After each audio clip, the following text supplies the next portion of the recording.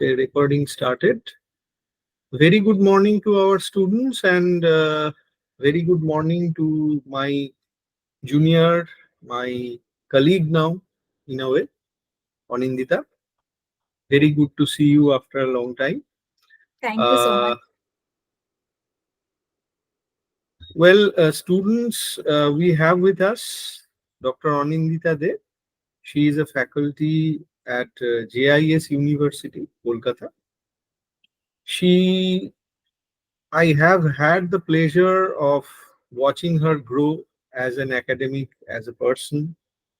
And when I was thinking about whom to select for discussing Kalidas's Abhigyana Shakuntalam, I could not help thinking of Anindita because I know that if I'm not wrong, this was significantly a part of her doctoral research, if not directly related. Probably she will talk about that later. Anindita আমাদের ভারতীয় myth এর মধ্যে নারীদের কিভাবে তুলে ধরা হয়েছে তা নিয়ে খুব কার্যকরী একটি গবেষণা করেছে এবং আমি যতদূর জানি ওর কাজের মধ্যে শকুন্তলা কে নিয়েও অনেক কিছুই এক্সপ্লোর করেছে, হয়তো তার একটা রিফ্লেকশন আজকে আমরা পাবো আমাদের এই লেকচারে। আমি তোমাদের সকলকেই বলেছিলাম যে টেক্সট ভালো করে পড়ে রাখতে। I trust that you have done that, and if you have done that, I'm sure this lecture will be really beneficial for all of you. I thank Anindita for giving us some time because I know how hectic her present schedule is, but still she managed some time for us. And I should also add that apart from being a very consistent academic, she is also a very nice column writer, translator, and I have also had the pleasure to read some of her publications. They are very interesting. If you want, you will find more details about her publications. She has many quality publications in journals and edited collections. So আমি আর বেশি সময় নেব না, অনিন্দিতাকে platform hand over করব। আর তোমাদের কথা মাথায় রেখে আমি অনিন্দিতাকে ল্যাঙ্গুয়েজের ব্যাপারটা বাইলিঙ্গুয়াল রাখতে বলেছি। আর এমনিতে মানে since this is one of our traditional Indian টেক্সটস in translation, আমার মনে হয় সে ব্যাপারটা বেশ মানানসই হবে। আর তোমরা অবশ্যই প্রশ্ন ইত্যাদি করবে। যদি আলোচনা চলাকালীন কোনো প্রশ্ন মনে হয় যে আমি ভুলে যেতে পারি, তাহলে সেটা চ্যাট বক্সে দিয়ে রাখতে পারো। আর শেষে যেমন আমাদের কথোপকথনের একটা সুযোগ থাকে সেটা থাকবে। So over to you, Anindita. Thank you so much, Dada. And I'm very happy to be here today. Actually, আমার PhD topic ছিল Kavita Kane's retellings of the Ramayana. তবে শকুন্তলা মহাভারতের চরিত্র হলেও ভীষণই ইন্টারেস্টিং একটা character, and I am really happy যে আজকে শকুন্তলাকে নিয়ে আলোচনা করার এই সুযোগটা আমরা পেয়েছি। তো আর আমি লেকচারটা মূলত আমি আজকে বাংলাতেই আমি বলবো। তো যাই হোক, শুভ সকাল সবাইকে। অ্যাজ ইউ অল নো, আমাদের আজকের আলোচ্য বিষয় কালিদাস রচিত নাটক অভিজ্ঞান শাকুন্তলম। তাহলে শুরু করা যাক। প্রথমত, কালিদাস কে ছিলেন? কালিদাস ছিলেন সংস্কৃত ভাষার এক বিশিষ্ট নাট্যকার। কালিদাস সম্পর্কে খুব বেশি কিছু জানা যায় না, কিন্তু তার অনেক রচনাতেই গুপ্তবংশীয় রাজা দ্বিতীয় চন্দ্রগুপ্তের রাজত্বের উল্লেখ পাওয়া যায়। তো অনুমান করা হয় যে তিনি রাজা দ্বিতীয় চন্দ্রগুপ্তের সভাকবি ছিলেন। কালিদাসের বিভিন্ন কাব্য নাটকের মধ্যে মেঘদূত, রঘুবংশ, কুমার সম্ভব কাব্য, মালবিকাগ্নিমিত্রম, বিক্রম উর্বশীয়ম, ইত্যাদি উল্লেখযোগ্য। তাছাড়া আমাদের আজকের আলোচ্য নাটক অভিজ্ঞান শাকুন্তলম তো আছে, যেটি খুবই একটি বিখ্যাত নাটক এবং সারা বিশ্ব জুড়ে কিন্তু এই নাটকটির খ্যাতি আছে। তো অভিজ্ঞান শাকুন্তলম এর আক্ষরিক অর্থ হলো কোনো একটি চিহ্ন দ্বারা শকুন্তলার স্বীকৃতি। তো যেটা বলছিলাম যে এটি প্রথম ভারতীয় নাটক যা বিভিন্ন ভাষায় অনুবাদ করা হয়েছে এবং শকুন্তলা খুবই বিখ্যাত একটা চরিত্র। কিন্তু আমরা অনেকেই যেটা জানি না সেটা হচ্ছে যে শকুন্তলা চরিত্রটিকে কিন্তু কালিদাস প্রথম সৃষ্টি করেছিলেন এমনটা নয়। মহাভারতের আদি পর্বে দুষ্মন্ত এবং শকুন্তলার কাহিনী বর্ণিত আছে। তো কালিদাস সেই গল্পটিকে পুনর্নির্মাণ করেছেন নিজের মতো করে, নিজের মনের মাধুরী মিশিয়ে, যার ফলশ্রুতি স্বরূপ যেটা হয়েছে সেটা হচ্ছে যে মহাভারতের শকুন্তলার সাথে কিন্তু কালিদাসের শকুন্তলার চরিত্রগত দিক থেকে খুব একটা মিল নেই। এবার মহাকাব্য মানে রামায়ণ, মহাভারত ইত্যাদি মহাকাব্যের বিভিন্ন এপিসোডগুলোর অন্যতম বৈশিষ্ট্য হচ্ছে এদের ফ্লুইডিটি, প্লুরালিটি। অর্থাৎ কিনা একটা এপিসোডকে বিভিন্নভাবে রিক্রিয়েট করা যায়, একটা এপিসোডকে নানা পার্সপেক্টিভ থেকে ইন্টারপ্রিট করা যায়। তো এই পদ্ধতিকে বলা হয় revisionist myth making. So it involves reinterpreting and retelling traditional myths from new perspectives. তো রিভিশনিস্ট মিথ মেকিং এর বৈশিষ্ট্য হলো মহাকাব্যের বিভিন্ন এপিসোড রিক্রিয়েট করা, নতুন করে আবিষ্কার করা, বিশেষ করে মহিলা চরিত্রদের নতুন ভাবে, নতুন আঙ্গিকে দেখানো। তো রিভিশনিস্ট মিথ মেকিং এখনকার দিনে ভীষণই পপুলার একটা জনরা। রামায়ণ মহাভারতের বিভিন্ন কাহিনী ও চরিত্রদের নতুন আলোয়, নতুন ভাবে তুলে ধরছেন কন্টেম্পোরারি মিথ মেকাররা। উদাহরণস্বরূপ আমরা বলতে পারি palace of illusion by Chitra Banerjee Divakaruni. দ্রৌপদীর পার্সপেক্টিভ থেকে মহাভারতের কাহিনীকে সম্পূর্ণ নতুন আলোয় এখানে তুলে ধরেছেন লেখিকা। বা the fisher queen's dynasty by Kavita Kane, যেখানে ফোকাল ক্যারেক্টার রাজা শান্তনুর স্ত্রী সত্যবতী, যার কারণেই কিনা ভীষ্ম আজীবন ব্রহ্মচর্য পালন করেছিলেন এবং সিংহাসনের দাবি ত্যাগ করেছিলেন। তো জীবনের বিভিন্ন সময় সত্যবতীর অনুভূতি, তার আভ্যন্তরীণ ঘাত প্রতিঘাত, তার অন্তর্দ্বন্দ্বের কথা আমরা জানতে পারি এই গল্পে। এখন রামায়ণ নিয়েও প্রচুর কাজ হচ্ছে, অনেক গল্প, উপন্যাস ইত্যাদি লেখা হচ্ছে, যেখানে প্রধান চরিত্র শূর্পণখা, কৈকেয়ী, মন্দোদরী, কৈকসী, তারকা ইত্যাদি নারীরা। তো কোনো গল্পে আমরা দেখছি শূর্পণখা বলছে যে আচ্ছা না হয় আমি একটু স্বাধীন চেতা, আমি না হয় মুখ ফুটে নিজের দৈহিক বাসনার কথা বলেছিলাম, কিন্তু তাই বলে আমার নাক কান কেটে নিতে হবে? এ কেমন বিচার? কোনো গল্পে আমরা দেখছি যে কৈকেয়ী রামকে বনে পাঠিয়েছিলেন যাতে রামের সাথে রাবণের দেখা হয় এবং রাম রাবণ বধ করে নিজের লাইফ পারপাস ফুলফিল করতে পারেন। অ্যাকচুয়ালি রামের জন্ম হয়েছিল রাবণ বধ করার জন্য এবং কৈকেয়ী রামকে সাহায্য করেছিলেন যাতে রাম বনে গিয়ে আর কি সেই কাজটি করতে পারেন। তাহলে পপুলার কালচারে কৈকেয়ীকে নিয়ে যে ইমেজটা আছে, যে নেগেটিভ ক্যারেক্টার, এতটাই নেগেটিভ যে আমাদের সমাজে কন্যা সন্তান হলে তার নাম কৈকেয়ী রাখা হয় না। তো এই ইমেজটাকে কিন্তু ডিকনস্ট্রাক্ট করার চেষ্টা করছে এখনকার মিথ মেকাররা। আবার আমরা জানি যে সীতার ইমেজ হচ্ছে যে সীতা খুব শান্তশিষ্ট বাধ্য মেয়ে, একজন আদর্শ ভারতীয় নারীর সীতার মতো হওয়া উচিত, সীতা খুব বাধ্য, ধীর স্থির। কিন্তু বাল্মীকি রামায়ণ ভালো করে পড়লে আমরা বুঝতে পারি যে সীতার যে একেবারেই কোনো ভয়েস ছিল না এমনটা কিন্তু নয়। এমন অনেক ঘটনা আছে যেখানে সীতা কিন্তু রামের কথা শোনেননি। রাম ত্যাগ করার পরে সীতা লবকুশকে একা বড় করেছেন। ইনফ্যাক্ট সীতার পাতাল প্রবেশ কিন্তু পুরুষতন্ত্রের বিরুদ্ধে এক সোচ্চার প্রতিবাদ। তো সীতা চরিত্রের এই প্রতিবাদী দিকগুলিকে তুলে ধরে সীতাকে একটা ব্র্যান্ড নিউ ইমেজ দেওয়ার চেষ্টা করছেন নবনীতা দেবসেন, মল্লিকা সেনগুপ্তর মতো লেখিকারা।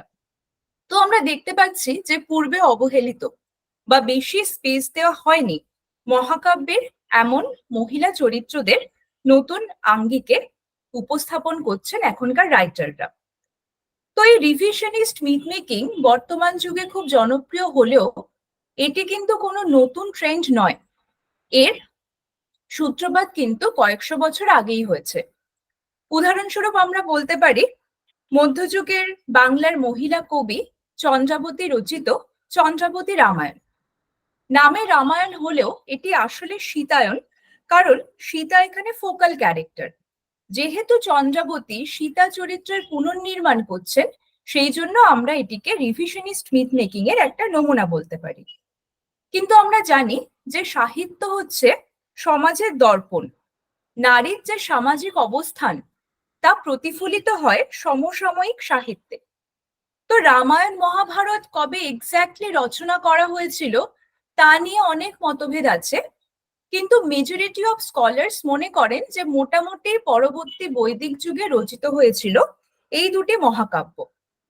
তো সেই সময় সমাজ পুরুষতান্ত্রিক হলেও নারীর সামাজিক মর্যাদা যথেষ্টই উঁচু ছিল। সেই তুলনায় কিন্তু মধ্যযুগের সমাজ অনেক বেশি রক্ষণশীল। নারীর প্রতি অনেক বেশি বিধিনিষেধ চাপানো হয়েছে তখন। তো মধ্যযুগে এই যে রচনা করা হয়েছে চন্দ্রাবতী রামায়ণ, এখানে কিন্তু আমরা দেখি যে বাল্মীকির সীতার মধ্যে যে ভোকাল ব্যাপারটা, যে তেজটা আছে, চন্দ্রাবতী সীতার মধ্যে কিন্তু সেই তেজটা নেই। মূলত তার দুঃখ যন্ত্রণা, তার কষ্টের কথা এখানে তুলে ধরেছেন Chandrabati. She is more like a victim. তো একই ঘটনা আমরা দেখতে পাই অভিজ্ঞান শাকুন্তলামে। তো এটিকেও আমরা রিভিশনিস্ট মিথ মেকিং এর একটা নমুনা বলতে পারি, কারণ শকুন্তলা অরিজিনালি কিন্তু মহাভারতের একটা চরিত্র। সেই চরিত্রটিকে রিক্রিয়েট করেছেন কালিদাস। সেই চরিত্রটি নিয়ে কালিদাস এক্সপেরিমেন্ট করেছেন, এবং মহাভারতের শকুন্তলা থেকে কিন্তু কালিদাসের শকুন্তলা একেবারেই আলাদা। তো মহাভারতে আমরা দেখি শকুন্তলা যথেষ্ট স্বাধীন চেতা, স্পষ্ট বক্তা, সাহসী, প্রতিবাদী। সেই তুলনায় কালিদাসের শকুন্তলা কিন্তু খুব কাম, কোয়াইট, সাবমিসিভ গোছে। সে কিন্তু খুব নরম সরম, সে অন্যের উপরে ডিপেন্ডেন্ট, দুষ্মন্তের মুখের উপরে সে তর্ক করতে পারে না। তো she is also more like a victim. তো যেটা বলছিলাম, আসলে যখন মহাভারত রচনা করা হয় সেই সময় সমাজ পুরুষতান্ত্রিক হলেও নারীর যথেষ্ট সামাজিক মর্যাদা ছিল। সেই সময় নারীরা লেখাপড়া করার সুযোগ পেতেন। আমরা অনেক ফিমেল স্কলারের কথা জানি বৈদিক যুগ বা পরবর্তী বৈদিক যুগে। কিন্তু বৈদিক যুগের পর থেকে সমাজে নারীর অবস্থানের গ্রাফটা কিন্তু ধীরে ধীরে নিচের দিকে নামতে থাকে। তারপর আসে মৌর্য যুগ, কুষাণ যুগ, গুপ্ত যুগ, আর মধ্যযুগে তো আরোই নারীর উপরে আরো বিধিনিষেধ চাপানো হয়, যে জন্য মধ্যযুগকে বলা হয় অন্ধকারময় যুগ। তো যাই হোক, ঐতিহাসিকদের মতে কালিদাস ছিলেন গুপ্তবংশীয় রাজা দ্বিতীয় চন্দ্রগুপ্তের সভাকবি। আর এই সময় রচিত বিভিন্ন গ্রন্থ থেকে জানা যায় যে এই সময় নারীর সামাজিক মর্যাদা অনেকটাই হ্রাস পেয়েছে। বেড়েছে পর্দা প্রথা, পণ প্রথার মতো কুপ্রথা। খুব উচ্চ বংশের নারীরা ছাড়া সাধারণ নারীরা লেখাপড়ার সুযোগ পাচ্ছেন না। নারীর সামাজিক অবস্থান খর্বকারী প্রথাগুলো কিন্তু জনপ্রিয়তা লাভ করেছে। তো বৈদিক যুগ বা পরবর্তী বৈদিক যুগে নারীর যে সামাজিক অবস্থান ছিল সেরকমটি কিন্তু আর গুপ্ত যুগে নেই। আর আমরা জানি যে সমাজে নারীর অবস্থান প্রতিফলিত হয় সমসাময়িক সাহিত্যে। তো রক্ষণশীল একটা সমাজের প্রতিনিধি হয়ে কেউ যদি এমন মহিলা চরিত্র নির্মাণ করে যেখানে চরিত্রটি খুব বেশি ভোকাল, আউটস্পোকেন, র্যাডিক্যাল, তাহলে কি হবে? পাঠক বা দর্শকরা সেই চরিত্রটিকে কিন্তু গ্রহণ করতে পারবেন না। বিতর্ক তৈরি হবে, সেই চরিত্রটি খুব একটা জনপ্রিয়তা লাভ করতে পারবে না। সেই জন্যই হয়তো কালিদাসের শকুন্তলা মহাভারতের শকুন্তলার মতো নন। তিনি খুবই কাম, কোয়াইট, সাবমিসিভ গোছের। তো অভিজ্ঞান শাকুন্তলম নাটকটি নিয়ে আমরা বিশদে আলোচনা করব অবশ্যই। তার আগে আমরা একটু জেনে নেব যে মহাভারতের শকুন্তলা কেমন ছিল। কারণ অরিজিনাল গল্পটি যদি আমাদের জানা থাকে তাহলে তার রিভিশনিস্ট ভার্সনে কি পরিবর্তন হলো, কতটা চেঞ্জ হলো, কেন আলাদা, সেটা কিন্তু আমাদের বুঝতে সুবিধা হবে। তো মহাভারতের আদি পর্বে শকুন্তলার গল্পটি এরকম, আমি খুব সংক্ষেপে বলছি। একদিন রাজা দুষ্মন্ত এলেন শিকারে। পাশেই কম্বমুনির আশ্রম। মুনি তখন আশ্রমে নেই, কিন্তু মুনির কন্যা শকুন্তলা আছে সেখানে।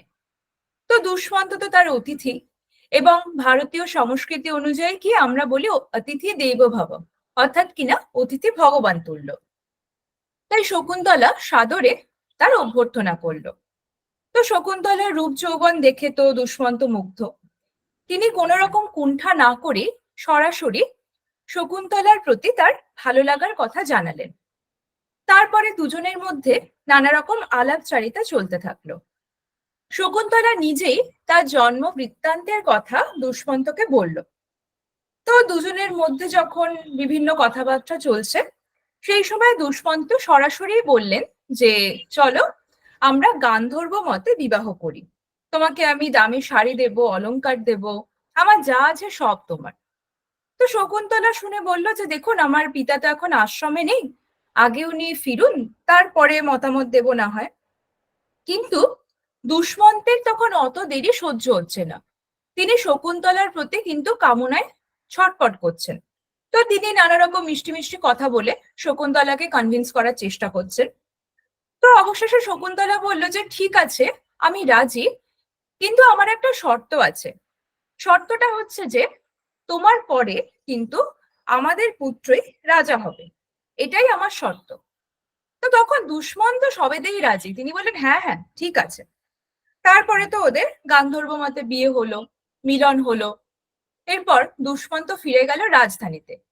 যাওয়ার আগে শকুন্তলাকে বলে গেল যে আমি তোমাকে নিতে আসবো, কিন্তু সে কিন্তু আর ফিরে এলো না। তো এর কয়েকদিন পরে মহর্ষি কম্ব আশ্রমে ফিরলেন। তো শকুন্তলা তার পিতার সামনে যেতে কুণ্ঠা বোধ করছে, কারণ সে গর্ভবতী। কিন্তু কম্ব বললেন যে আমি তোমাদের বিয়ে মেনে নিয়েছি, আর তোমার যে পুত্র হবে তার খ্যাতি দিক দিগন্তে ছড়িয়ে পড়বে। তো তারপরে তো ছেলের জন্ম হলো। শকুন্তলা ছেলেকে লালন পালন করতে লাগলো, এবং ছেলে খুবই সাহসী।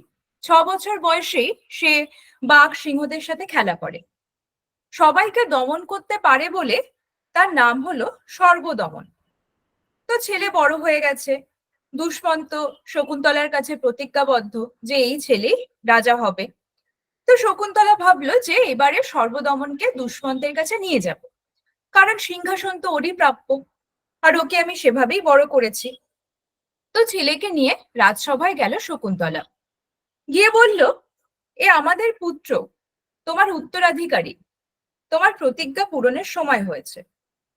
কিন্তু দুষ্মন্ত পুরোপুরি অস্বীকার করলো, এমন ভাব করলো যেন সে শকুন্তলাকে চেনেই না।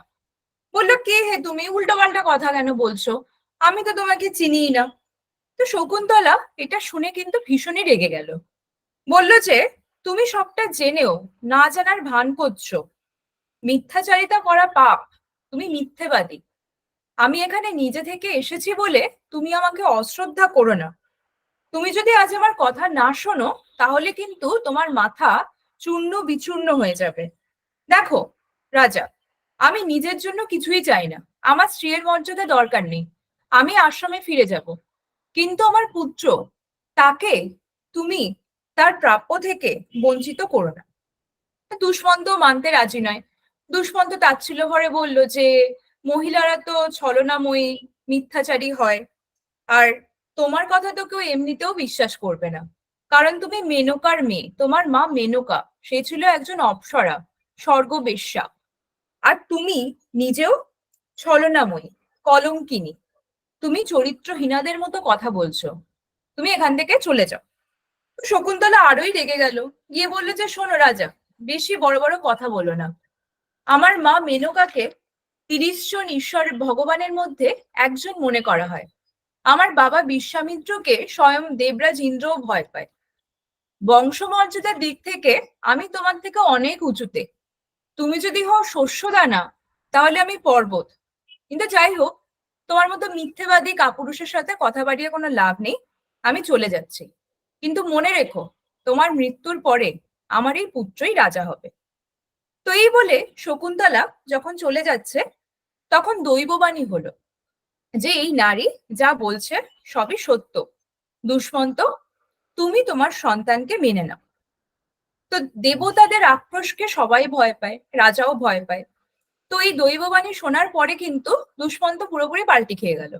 বলে যে না, মানে আসলে তো আমি জানি যে এ যা বলছে ঠিকই বলছে, কিন্তু ওর কথা শুনে যদি আমি ওকে মেনে নিতাম, তাহলে প্রজারা আমার সন্তানকে আমার বৈধ আহ, আমার প্রজারা আমার সন্তানকে আমার বৈধ পুত্র হিসেবে মেনে নেবে না। এই আশঙ্কাতে আমি না চেনার ভান করছিলাম, আসলে তো আমি জানি যে ও যা বলছে সত্যিই বলছে। তো যাই হোক, এই বলে তিনি তার পুত্রকে মেনে নিলেন।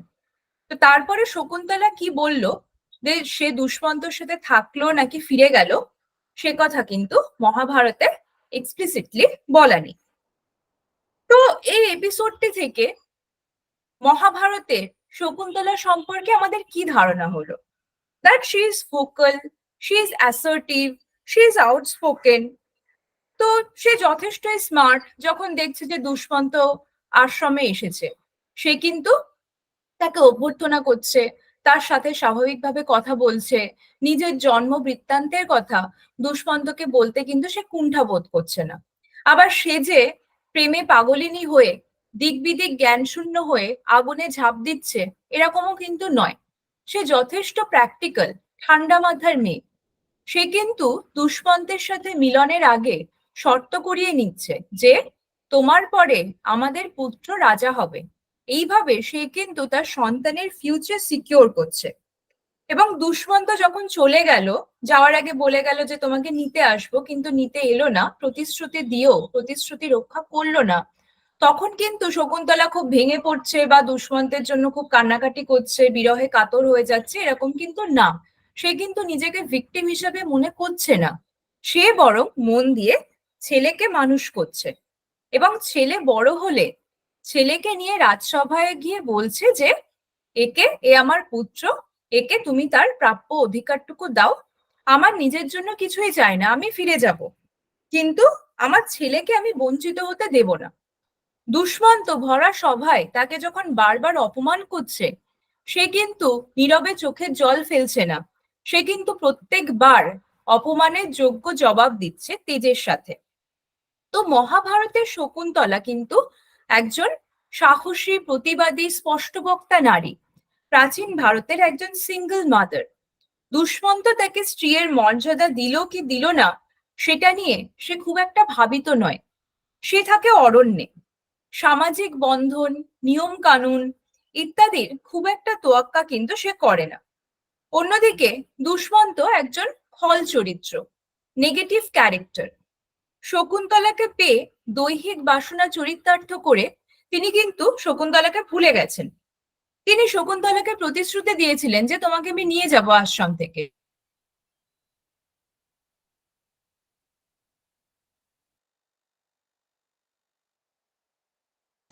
আচ্ছা, একটু কানেকশনের সমস্যা হচ্ছে। আমি আহ, অনিন্দিতা, তুই শুনতে পাচ্ছিস? হ্যাঁ দাদা। হ্যাঁ, ওই দুষ্মন্ত নিয়ে যাবেন বললেন, এই অবধি বলার পরে একটু ক্র্যাক করে গেছে, তো কাইন্ডলি আচ্ছা, রিপিট। এখন কি শোনা যাচ্ছে? হ্যাঁ হ্যাঁ, এখন একদম শুন। আচ্ছা, হ্যাঁ, তো যেটা বলছিলাম যে মহাভারতের দুষ্মন্ত একজন খল চরিত্র। তো তিনি তো প্রথমে শকুন্তলার সাথে আর কি ক্লোজ হলেন, তারপর তিনি চলে গেলেন রাজধানীতে। শকুন্তলাকে তিনি নিতেও এলেন না। এবং বহু বছর পরে শকুন্তলা যখন তার পুত্রকে নিয়ে রাজসভায় গেল, তিনি কিন্তু জানেন যে এ আমার স্ত্রী এবং এ আমার পুত্র। তিনি কিন্তু সবটা জেনেও না জানার ভান করছেন, না চেনার ভান করছেন। শুধু তাই নয়, তিনি ভরা সভায় কিন্তু তার স্ত্রীকে উল্টোপাল্টা কথা বলছেন, অপমান করছেন, তার চরিত্র, তার বংশমর্যাদা তুলে কথা বলছেন, তাকে কলঙ্কিনী, ছলনাময়ী, বেশ্যা ইত্যাদি নানা অকথা কুকথা কিন্তু তিনি শকুন্তলাকে বলছেন। এবং শেষে যখন দেখছেন যে আর উপায় নেই, না মেনে নিলে দেবতারা অভিশাপ দেবে, তখন তিনি এক প্রকার বাধ্য হয়ে ছেলেকে মেনে নিচ্ছেন। তো এখানে কিন্তু দুষ্মন্ত ক্যারেক্টারটা খুব একটা কিন্তু পজিটিভ ক্যারেক্টার না। তো এই হচ্ছে মহাভারতের শকুন্তলার গল্প। তো এবার এই গল্পটিকে কালিদাস রিক্রিয়েট করেছেন। তিনি এই এপিসোডটিকে একটা পূর্ণাঙ্গ নাটকের রূপ দিয়েছেন এবং সেটা করতে গিয়ে তিনি যেটা করেছেন সেটা হচ্ছে যে দুষ্মন্ত এবং শকুন্তলা এই দুটি চরিত্রের সাথেই কিন্তু তিনি আহ বিভিন্ন এক্সপেরিমেন্ট করেছেন। তো এই নাটকে আমরা দেখি এই নাটকটি মূলত কি একটি লাভ স্টোরি, দুষ্মন্ত এবং শকুন্তলার প্রেমের কাহিনী কালিদাস বলেছেন। এবং যেহেতু দুষ্মন্ত এখানে হিরো, তো হিরোকে কিন্তু এতটা নেগেটিভ ভাবে পোর্ট্রে করা যাবে না, তাহলে কি দর্শক অ্যাকসেপ্ট করবে না। সেই জন্য কিন্তু আমরা দেখব যে কালিদাসের নাটকে শকুন্তলা এবং দুষ্মন্ত দুটি চরিত্রই কিন্তু মহাভারতের থেকে অনেকটাই আলাদা। তো কি আলাদা, কতটা আলাদা, সেটা নিয়ে আমরা একটা তুলনামূলক আলোচনা মতো করব। তো এবার আসি নাটকে। তো এই নাটকে 7টি অ্যাক্ট বা অঙ্ক আছে। তো অ্যাক্ট 1-এ আমরা দেখছি যে পটভূমি বা ব্যাকগ্রাউন্ড হচ্ছে হিমালয় পর্বতের পাদদেশে অবস্থিত বন। রাজা দুষ্মন্ত হরিণ শিকার করার চেষ্টা করছেন। তো সেই সময় রাজাদের কাছে শিকার ছিল ওয়ান ফর্ম অফ এন্টারটেনমেন্ট। তোমাদের কাছে এন্টারটেনমেন্ট মানে যেমন নেটফ্লিক্স অ্যান্ড চিল, সেই রকম ওনাদের কাছে শিকার ছিল ওয়ান ফর্ম অফ এন্টারটেনমেন্ট। তো দুষ্মন্ত শিকারে এসেছেন, তিনি একটা হরিণকে চেস করছেন। হঠাৎ করে পিছন থেকে একজন তপস্বী বলল যে এই হরিণটিকে মারবেন না, এটি আশ্রমের হরিণ। তো দুষ্মন্ত কথা শুনলেন। তো ততক্ষণে তপস্বী তার সামনে চলে এসছে। তো অবভিয়াসলি তপস্বী আশ্রমিক মানে তিনি ব্রাহ্মণ, এবং আমরা জানি যে সেই সময় কিন্তু বর্ণাশ্রম প্রথা ছিল। মানুষকে 4 ভাগে ভাগ করা হতো এই প্রথা অনুযায়ী, ব্রাহ্মণ, ক্ষত্রিয়, বৈশ্য, শূদ্র। তো দুষ্মন্ত নিজে একজন ক্ষত্রিয়, কিন্তু তপস্বী একজন ব্রাহ্মণ, এবং ব্রাহ্মণদের সামাজিক অবস্থান ছিল সব থেকে উঁচুতে। তো তাদের কথা কিন্তু রাজারাও সিরিয়াসলি নিতেন। তো দুষ্মন্ত কথা শুনলেন। তো তপস্বী খুশি হয়ে তাকে আশীর্বাদ করলেন যে আপনার পুত্র সন্তান লাভ হোক ইত্যাদি। তারপর তিনি বিনীতভাবে বললেন যে আমরা তো এখন অরণ্যে যাচ্ছি যজ্ঞের কাঠকুটো ইত্যাদি সংগ্রহ করতে, কিন্তু আমাদের আশ্রম কাছেই, হিমালয়ের পাদদেশে, মালিনী নদীর তীরে। আমাদের গুরুদেব এখন আশ্রমে নেই ঠিকই, কিন্তু তার পালিতা কন্যা শকুন্তলা আশ্রমেই আছে। তো আপনার যদি পায়ে ধুলো পড়ে আমরা বাধিত হব। তো বুঝতেই পারছো যে পাহাড়, নদী, অরণ্য, আশ্রম, একাকী সুন্দরী নারী। তো দুষ্মন্ত ভাবলেন যে ঠিক আছে, ঘুরেই আসা যাক। সারথীকে বললেন যে চলো। এবার আশ্রমের একটু দূরে দুষ্মন্ত রথ থামাতে বললেন, কারণ তিনি আশ্রমের শান্তি বিঘ্নিত করতে চান না। তো সারথীকে বললেন যে রথ থামাও, বাকি পথটা আমি হেঁটেই যাব। তো একটুখানি গিয়ে তিনি দেখলেন যে কয়েকজন আশ্রম বালিকা আসছে। তো তিনি ভাবলেন যে আমি একটু লুকিয়ে থাকবো আর চুপি চুপি আমি ওদের দেখব। তো এখানে এন্ট্রি হচ্ছে শকুন্তলার, আমাদের নায়িকার। শকুন্তলা আর তার 2 সখী অনুসুয়া আর প্রিয়ঙ্বদা গাছে জল দিচ্ছে। তো তাদের কথাবার্তা থেকে এটা কিন্তু পরিষ্কার যে শকুন্তলা গাছপালা ভালোবাসে। তো কালিদাসের শকুন্তলা যে নরম সরম মেয়ে, তার হিন্ট কিন্তু প্রথম থেকেই দেওয়া হয়েছে। তার 2 সখী যখন মানে 3 সখী যখন গল্প করছে, তখন ওরা শকুন্তলাকে বলছে যে তুমি তো সদ্য প্রস্ফুটিত ফুলের মতোই ডেলিকেট। তাছাড়াও তাদের কথাবার্তা থেকে এটা বোঝা যাচ্ছে যে শকুন্তলার শরীরে যৌবন আসছে। তো দুষ্মন্ত তো এরকম সুন্দরী মেয়ে দেখে মুগ্ধ। তিনি ভাবছেন যে অরণ্যের মাঝে এমন মেয়ে কি করে এলো, এত সুন্দরী কোথা থেকে এলো, আর এই সুন্দরীকে কি এই গাছের শিকড় বাকড় এইসব করে মানায়। তো দুষ্মন্ত যেভাবে শকুন্তলার কথা ভাবছেন বা তার কথা বর্ণনা করছেন, তা থেকে এটুকু পরিষ্কার যে তিনি শকুন্তলার প্রতি ফিজিক্যালি অ্যাট্রাক্টেড। তো তিনি ভাবছেন যে she is like a flower not yet smelled, She's like honey, not yet tested. So here actually, he is associating Shakuntala with the innocence and freshness of nature. কিন্তু মহাভারতে কিন্তু আমরা দেখি যে দুষ্মন্ত কিন্তু শকুন্তলাকে এইভাবে আড়াল আবডাল থেকে অবজার্ভ করেননি। দুজনের মধ্যে যা কথা কিন্তু সরাসরি হয়েছে এবং এই দুই সখী অনুসূয়া এবং প্রিয়ংবদা এদেরও কোনো উল্লেখ কিন্তু মহাভারতে নেই। তো আগেই বলেছি কালিদাসের শকুন্তলা প্রকৃতি প্রেমী, গাছপালা ভালোবাসে, বিশেষ করে একটা মাধবীলতা তার খুব প্রিয়, নাম হচ্ছে বনতোষিনী। এবার লতা মানে কি? পরগাছা। তো এই লতাটা পার্শ্ববর্তী একটা আম গাছকে এমন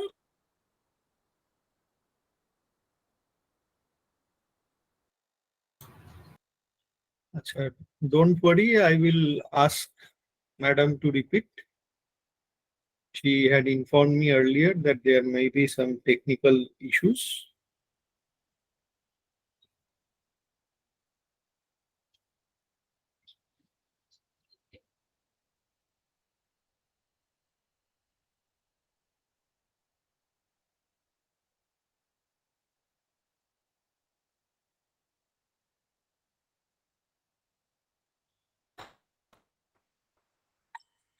হ্যাঁ অনিন্দিতা, হ্যাঁ শোনা যাচ্ছে দাদা? আবার একটা ইস্যু হয়েছিল, ওই আম গাছের ব্যাপারটা অব্দি বললি, তারপরে ভয়েস ক্র্যাক করে গেছিল, কাইন্ডলি রিপিট। এখন কি শোনা যাচ্ছে? হ্যাঁ একদম ক্লিয়ার। ওকে। তো এই লতা গাছটা একটা আম গাছকে এমন ভাবে বেষ্টন করে আছে যে দেখে মনে হচ্ছে যে তারা যেন স্বামী স্ত্রী, মানে শকুন্তলার দুই সখী তাদের কিশোরী মনে কল্পনা করছে যে এদের বিয়ে হয়ে গেছে। তো তারা শকুন্তলাকে বলছে যে তোমার প্রিয় বনতোষিনী যেমন তার মনের মতো পার্টনার খুঁজে পেয়েছে যৌবনের প্রারম্ভে, তুমিও নিশ্চয়ই তেমন কাউকে খুঁজে পাবে। অর্থাৎ এখানে ইঙ্গিত দেয়া হচ্ছে যে পরগাছা, পরগাছা মানে কি? দুর্বল, একা চলতে পারে না, অন্যের উপরে ডিপেন্ডেন্ট। তো এই লতা গাছটার মধ্যে কিন্তু শকুন্তলাও পরগাছা, তাকেও কিন্তু কাউকে অবলম্বন করেই বাঁচতে হবে। যদি সে একা বাঁচতে চায় তাহলে কিন্তু তার জীবনটা অনেক কঠিন হয়ে উঠবে। তো শকুন্তলা যে নরম সরম মেয়ে সেটা কিন্তু প্রথম থেকেই বিভিন্ন ইঙ্গিত দেয়া হচ্ছে। তো দুষ্মন্ত সবটা লুকিয়ে দেখছেন, শুনছেন এবং এটা শুনে কিন্তু তার মনে বেশ আশা যাচ্ছে। তো এদিকে তিন সখী এইভাবে গল্প করছে গাছে জল দিতে দিতে। তো একটা মৌমাছি কি শকুন্তলাকে এসে ডিস্টার্ব করছে। তো তোমরা অনেকে যেমন আরশোলা দেখে লাফালাফি করো, শকুন্তলাও তেমন ভয় পাচ্ছে। তো এই সময় দুষ্মন্ত ভাবলেন যে এটাই আত্মপ্রকাশ করার সঠিক সময়। তো তিনি ঝোপের আড়াল থেকে বেরিয়ে এলেন। তো হঠাৎ করে একটা অচেনা লোককে সামনে দেখে তো তিন সখী অবাক। তো অনুসূয়া আর প্রিয়ংবদা যতটা পারে তারা চেষ্টা করে যে অতিথিকে অভ্যর্থনা করার। এবার শকুন্তলারও দুষ্মন্তকে প্রথম দেখেই ভালো লেগেছে, কারণ তার ব্যক্তিত্ব, তার মানে চেহারা সবই তো ভীষণই অ্যাট্রাকটিভ। তো শকুন্তলাও তার প্রতি আকর্ষিত হয়েছে, কিন্তু সে এতটাই লাজুক যে তার মুখ ফুটে কোনো কথা বেরোচ্ছে না। তো তার দুই সখী এখানে আমরা দেখছি যে দুষ্মন্তের সাথে কথাবার্তা বলছে। শকুন্তলা দুষ্মন্তকে ভালো লেগেছে, কিন্তু সে এতটাই লাজুকলতা টাইপের যে তার মুখ ফুটে আর কথা বেরোচ্ছে না। কিন্তু মহাভারতে কিন্তু আমরা দেখেছিলাম যে শকুন্তলা খুব সাবলীল ভাবেই প্রথম থেকে দুষ্মন্তের সাথে কথা বলছে। এখানে কিন্তু সেটা নয়, অ্যাটলিস্ট এই অঙ্কে। তো দুষ্মন্ত কথা বলছেন অনুসূয়া প্রিয়াঙ্গদার সাথে। তো কথায় কথায় তিনি ওদের জিজ্ঞাসা করলেন যে আচ্ছা, আমি যতদূর জানি মহর্ষি কম্ব তো ব্রহ্মচারী, তিনি বিবাহ করেননি, তাহলে শকুন্তলা তার কন্যা কিভাবে হলো? তো অনুসূয়া বলল যে আসলে শকুন্তলা কম্বের পালিতা কন্যা। শকুন্তলার বায়োলজিক্যাল ফাদার ঋষি বিশ্বামিত্র আর মা মেনকা। বিশ্বামিত্রের তপস্যা ভঙ্গ করার জন্য ইন্দ্র স্বর্গ থেকে পাঠিয়েছিলেন মেনকাকে। তো তাদের মিলনের ফলই হচ্ছে শকুন্তলা। এবার অপ্সরারা তো মা, বউ ইত্যাদি রোল প্লে করতে পারেন না, সেই জন্য শকুন্তলাকে বনের মধ্যে একাকী রেখে মেনকা চলে যায়।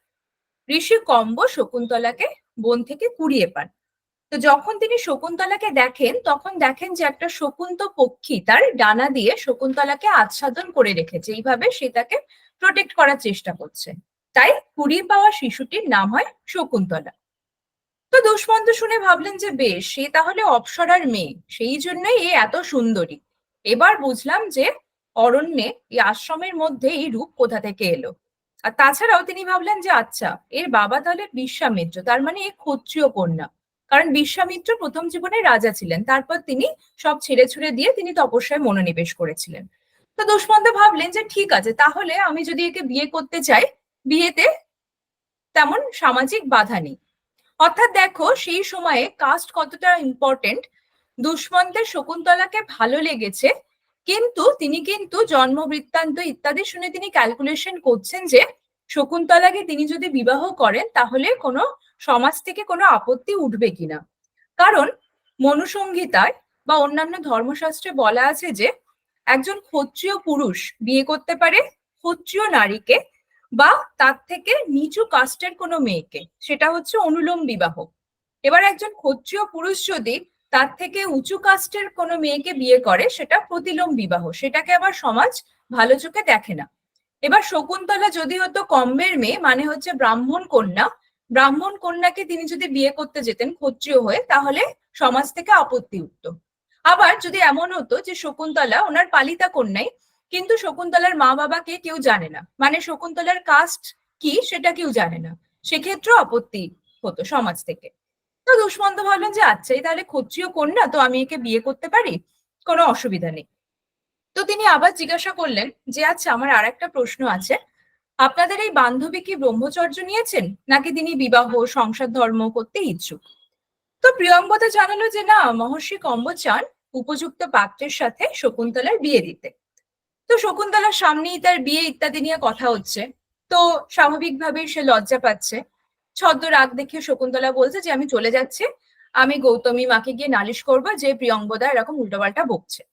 তো আমরা দেখতে পাচ্ছি যে অ্যাক্ট ওয়ানে নায়ক নায়িকা দেখা হয়েছে, এবং প্রথম দেখাতেই কিন্তু তারা দুজনের প্রেমে পড়েছেন।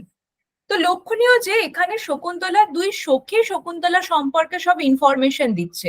শকুন্তলা কিন্তু কথা বলতে পারছে না, কিন্তু মহাভারতে কিন্তু শকুন্তলা নিজেই তার জন্ম বৃত্তান্ত দুষ্মন্তকে বলেছিল। এবার আমরা আসছি অ্যাক্ট টুতে।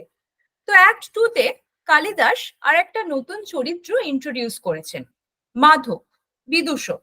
তো he is like a comic relief. তো কালিদাস এত নতুন নতুন চরিত্র কেন ইন্ট্রোডিউস করেছেন? অ্যাক্ট ওয়ানে আমরা দেখলাম অনুসূয়া ও প্রিয়ঙ্বদা, অ্যাক্ট টুতে আমরা দেখছি মাধব। কারণ মহাভারতের আদি পর্বে কি দুষ্মন্ত আর শকুন্তলা এটা ছিল একটা ছোট্ট এপিসোড। তো সেই কাহিনীকে রিক্রিয়েট করে কালিদাস একটা পূর্ণাঙ্গ নাটকের রূপ দিয়েছেন। তো সেই জন্য কি স্বাভাবিকভাবেই আরো চরিত্র দরকার।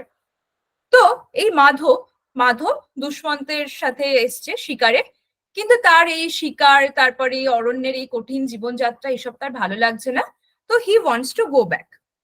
এবার ধরো তোমাদের কাউকে ভাল লেগেছে, কারোর প্রেমে পড়েছো, তখন আমরা কি করি, যে আমরা অনেক সময় আমাদের বন্ধু বান্ধবকে গিয়ে বলি যে জানিস তো আমার অমুককে ভাল লাগছে, এবার কিভাবে এগোনো উচিত বুঝতে পারছি না।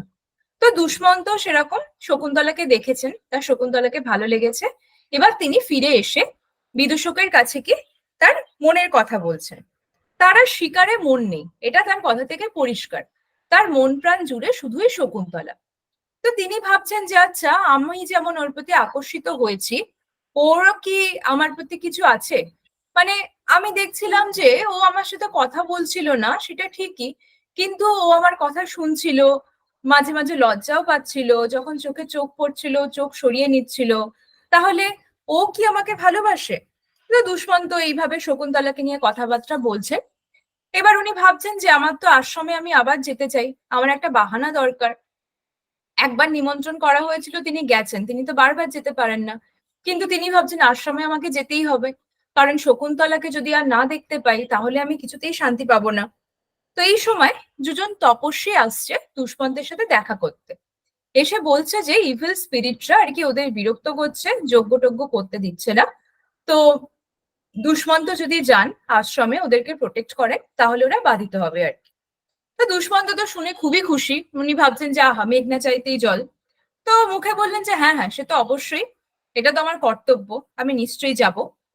তো ঠিক সেই সময় রাজদূত এসেছে তার জন্য বার্তা নিয়ে। বার্তাটা হচ্ছে যে আপনার মা আদেশ করেছেন আপনাকে রাজধানীতে ফিরে যেতে। কিন্তু দুষ্মন্ত শকুন্তলার প্রতি এতটাই আকর্ষিত যে তিনি এখন শকুন্তলাকে ছেড়ে দূরে যাওয়ার কথা ভাবতেই পাচ্ছেন না। তো তিনি বিদূষককে বললেন যে তুমি ফিরে যাও, আর আমি কিন্তু এতক্ষণ যা বললাম আমি তেমন কিছু সিরিয়াসলি বলিনি, তুমি আমার বাকি রানীদের কাছে গিয়ে যেন আমার গল্প করতে যেও না। তো এইখান থেকে বোঝা যাচ্ছে যে শকুন্তলা কুমারী হলেও দুষ্মন্ত কিন্তু অবিবাহিত নন, তার কিন্তু একাধিক রানী আছে অন্তঃপুরে। এবং সেই যুগে আমরা জানি যে পুরুষদের মধ্যে বহু বিবাহর কিন্তু প্রচলন ছিল। রামায়ণে আমরা দেখি যে দশরথের 3 রানী ছিলেন, রাবণের একাধিক রানী এবং রক্ষিতা ছিলেন। আচ্ছা, মহাভারতে আমরা দেখতে পাই যে পাণ্ডুর 2 পত্নী, পঞ্চ পাণ্ডবের প্রত্যেকের আহ পঞ্চ পাণ্ডবের কমন ওয়াইফ দ্রৌপদী হলেও প্রত্যেকের কিন্তু আরো একাধিক স্ত্রী ছিল। যেমন অর্জুনের স্ত্রী ছিল উলুপি, চিত্রাঙ্গদা, সুভদ্রা। তো সেই সময় কিন্তু বহু বিবাহের প্রচলন ছিল। তো দুষ্মন্তও কিন্তু অলরেডি বিবাহিত, তার একাধিক রানী আছে। তবুও তিনি শকুন্তলার প্রেমে পড়েছেন এবং তিনি মনে মনে ভাবছেন যে আমি ওকে বিবাহ করব, করে আমি ওকে পাটরানী বানাবো। পাটরানী মানে কি, যে সব থেকে স্পেশাল রানী। যেমন হচ্ছে দশরথের প্রিয় ছিলেন কইকেয়ী, রাবণের পাটরানী ছিলেন মন্দোদরী। তো দুষ্মন্ত ভাবছেন যে আমি একে বিবাহ করব, করে আমি পাটরানী বানাবো। তো আমরা দেখতে পাচ্ছি যে দুষ্মন্ত যে শুধুমাত্র এখানে ফিজিক্যালি অ্যাট্রাক্টেড, তিনি শকুন্তলার সাথে ইন্টিমেট হয়ে ছেড়ে চলে যাবেন, এরকম কিন্তু তার ইন্টেনশনটা না। এখানে তার ইন্টেনশন কিন্তু খুব একটা খারাপ নয়। তো তারপর অ্যাক্ট 3-তে আমরা দেখছি যে দুষ্মন্ত আশ্রমে, এবং তপস্বীরা বলা বলি করছেন যে তিনি খুবই পাওয়ারফুল, তিনি আসাতে আর কি আর ইভিল স্পিরিটরা আর কি ওদের বিরক্ত করছে না। তো এদিকে দুষ্মন্তের তো আশ্রম থেকে যাওয়ার সময় হয়েছে, কারণ উনি তো সারা জীবন ওখানে থাকতে পারেন না।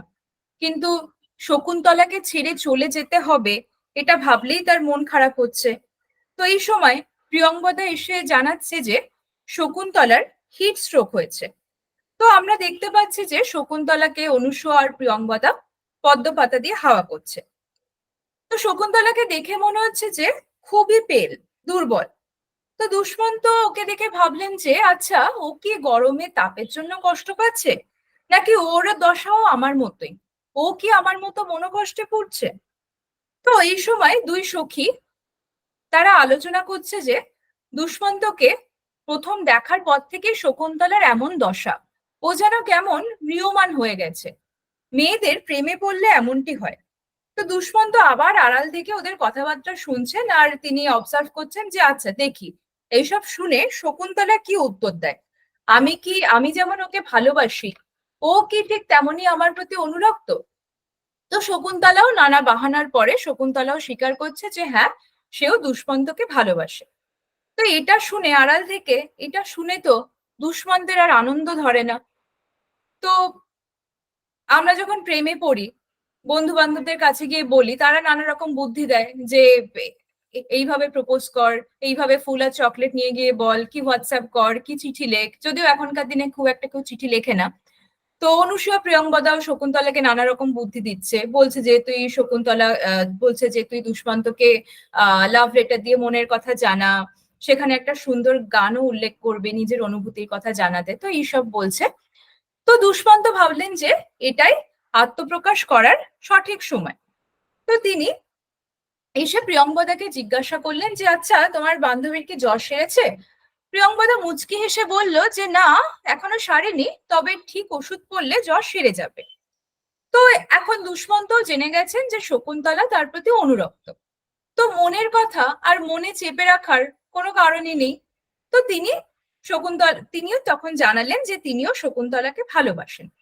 তো এই সময় কথা প্রসঙ্গে দুষ্মন্তের যে আরো একাধিক রানী আছে সেই প্রসঙ্গ উঠছে, এবং শকুন্তলা ছদ্ম রাগ করে বলছে যে প্রিয়ঙ্বদাকে বলছে যে ওকে না জোর করে আটকে রাখিস না, ও নিশ্চয়ই রাজপ্রাসাদের অন্তঃপুরে ফিরে যাওয়ার জন্য ও ছটফট করছে। মানে শকুন্তলা ইঙ্গিতে জানাচ্ছে যে দুষ্মন্তের একাধিক রানী আছে, সে কথা সে জানে।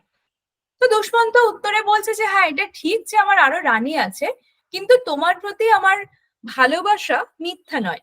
রাজাদের অনেক মহিষী থাকে, সবাই কিন্তু প্রেয়সী হয় না, তুমি আমার প্রেয়সী। তো তো এইরকম কথাবার্তা চলছে। তো অনুসূয়া প্রিয়ঙ্বদা বুদ্ধিমতী, তারা বুঝতে পারছে যে এদের একটু প্রাইভেসি দরকার। তো ওরা কাজের ছলছুতো করে ওরা সেখান থেকে চলে যাচ্ছে। তো দুষ্মন্ত শকুন্তলার প্রেমালাপ চলছে। দুষ্মন্ত শকুন্তলাকে নানাভাবে ছোঁয়ার চেষ্টা করছে। শকুন্তলা ছদ্ম রাগ দেখাচ্ছে। প্রেমিকের সাথে প্রথম একান্ত যাপন, সেই জন্য সে লজ্জাও পাচ্ছে। তো এই সময় দুষ্মন্ত কথা প্রসঙ্গে গান্ধর্ব বিবাহের কথা বলছেন। তো সেই সময় সমাজে বিভিন্ন রকমের বিবাহের প্রচলন ছিল। ব্রহ্ম বিবাহ, অর্শ বিবাহ, গান্ধর্ব বিবাহ, অসুর বিবাহ, পিশাচ বিবাহ, রাক্ষস বিবাহ। তো দুষ্মন্ত শকুন্তলাকে গান্ধর্ব বিবাহের জন্য আর কি কনভিন্স করার চেষ্টা করছেন। উনি বলছেন যে দেখো, অনেক ঋষিকন্যারই এভাবে বিয়ে হয়, তো তোমার পিতা যদি জানতেও পারেন আমার মনে হয় না তিনি আপত্তি করবেন, কারণ পাত্র হিসাবে তো আমি খুব একটা খারাপ নই। তো এই সময় গৌতমী মা আসছেন শকুন্তলার খোঁজে। তো শকুন্তলা চলে যাচ্ছে, আর দুষ্মন্ত আফসোস করছেন যে আহা, প্রিয়তমাকে চুম্বন করা হলো না। তো এইভাবে অ্যাক্ট 3 শেষ হচ্ছে। তো এত এই প্রেম প্রেম গদগদ ব্যাপার, এইগুলো কিন্তু আমরা মহাভারতে আমরা দেখি না। কিন্তু এখানে কি কালিদাস এই নাটকে কি দুষ্মন্ত এবং শকুন্তলার কি একটা লাভ স্টোরি তিনি আর কি ফুটিয়ে তুলেছেন। কিন্তু মহাভারতে আমরা দেখি না যে শকুন্তলা একদম প্রেমে পাগল হয়ে গেছে, কি দুষ্মন্ত এরকম প্রেমে ছটফট করছে, এত গদগদ ব্যাপার কিন্তু আমরা মহাভারতে দেখি না। তো যাই হোক, অ্যাক্ট 4 এর শুরুতেই প্রিয়ঙ্গদা এবং অনুসূয়ার কথোপকথন থেকে আমরা জানতে পারি যে দুষ্মন্ত শকুন্তলার গান্ধর্ব মতে বিয়ে হয়ে গেছে। এখন তারা স্বামী স্ত্রী। এবারে গান্ধর্ব বিবাহ ব্যাপারটা কি? ধরো তুমি একজনকে ভালোবাসো, সেও তোমাকে ভালোবাসে। এবার তোমরা দুজনে দুই ফ্যামিলিকে জানালে, তারপরে দুই ফ্যামিলি থেকে বিয়ের অ্যারেঞ্জমেন্ট হলো, বিয়ে হলো। এটা লাভ ম্যারেজ, কিন্তু এটা কিন্তু গান্ধর্ব বিবাহ নয়। এখনকার দিনে এইভাবে কিন্তু লাভ ম্যারেজ হয়, বাট দিস ইজ নট, এটা কিন্তু গান্ধর্ব বিবাহ নয়। তো গান্ধর্ব বিবাহ হচ্ছে যে পাত্র পাত্রী দুজন দুজনকে ভালোবাসে এবং তারা দুজন দুজনকে স্বামী স্ত্রী হিসেবে তারা মেনে নিচ্ছে। তো এখানে রিচুয়ালস বা অভিভাবকের মতামতের কিন্তু এখানে গুরুত্ব নেই। এখানে অভিভাবকের উপস্থিতি বা তার মতামতের প্রয়োজন নেই।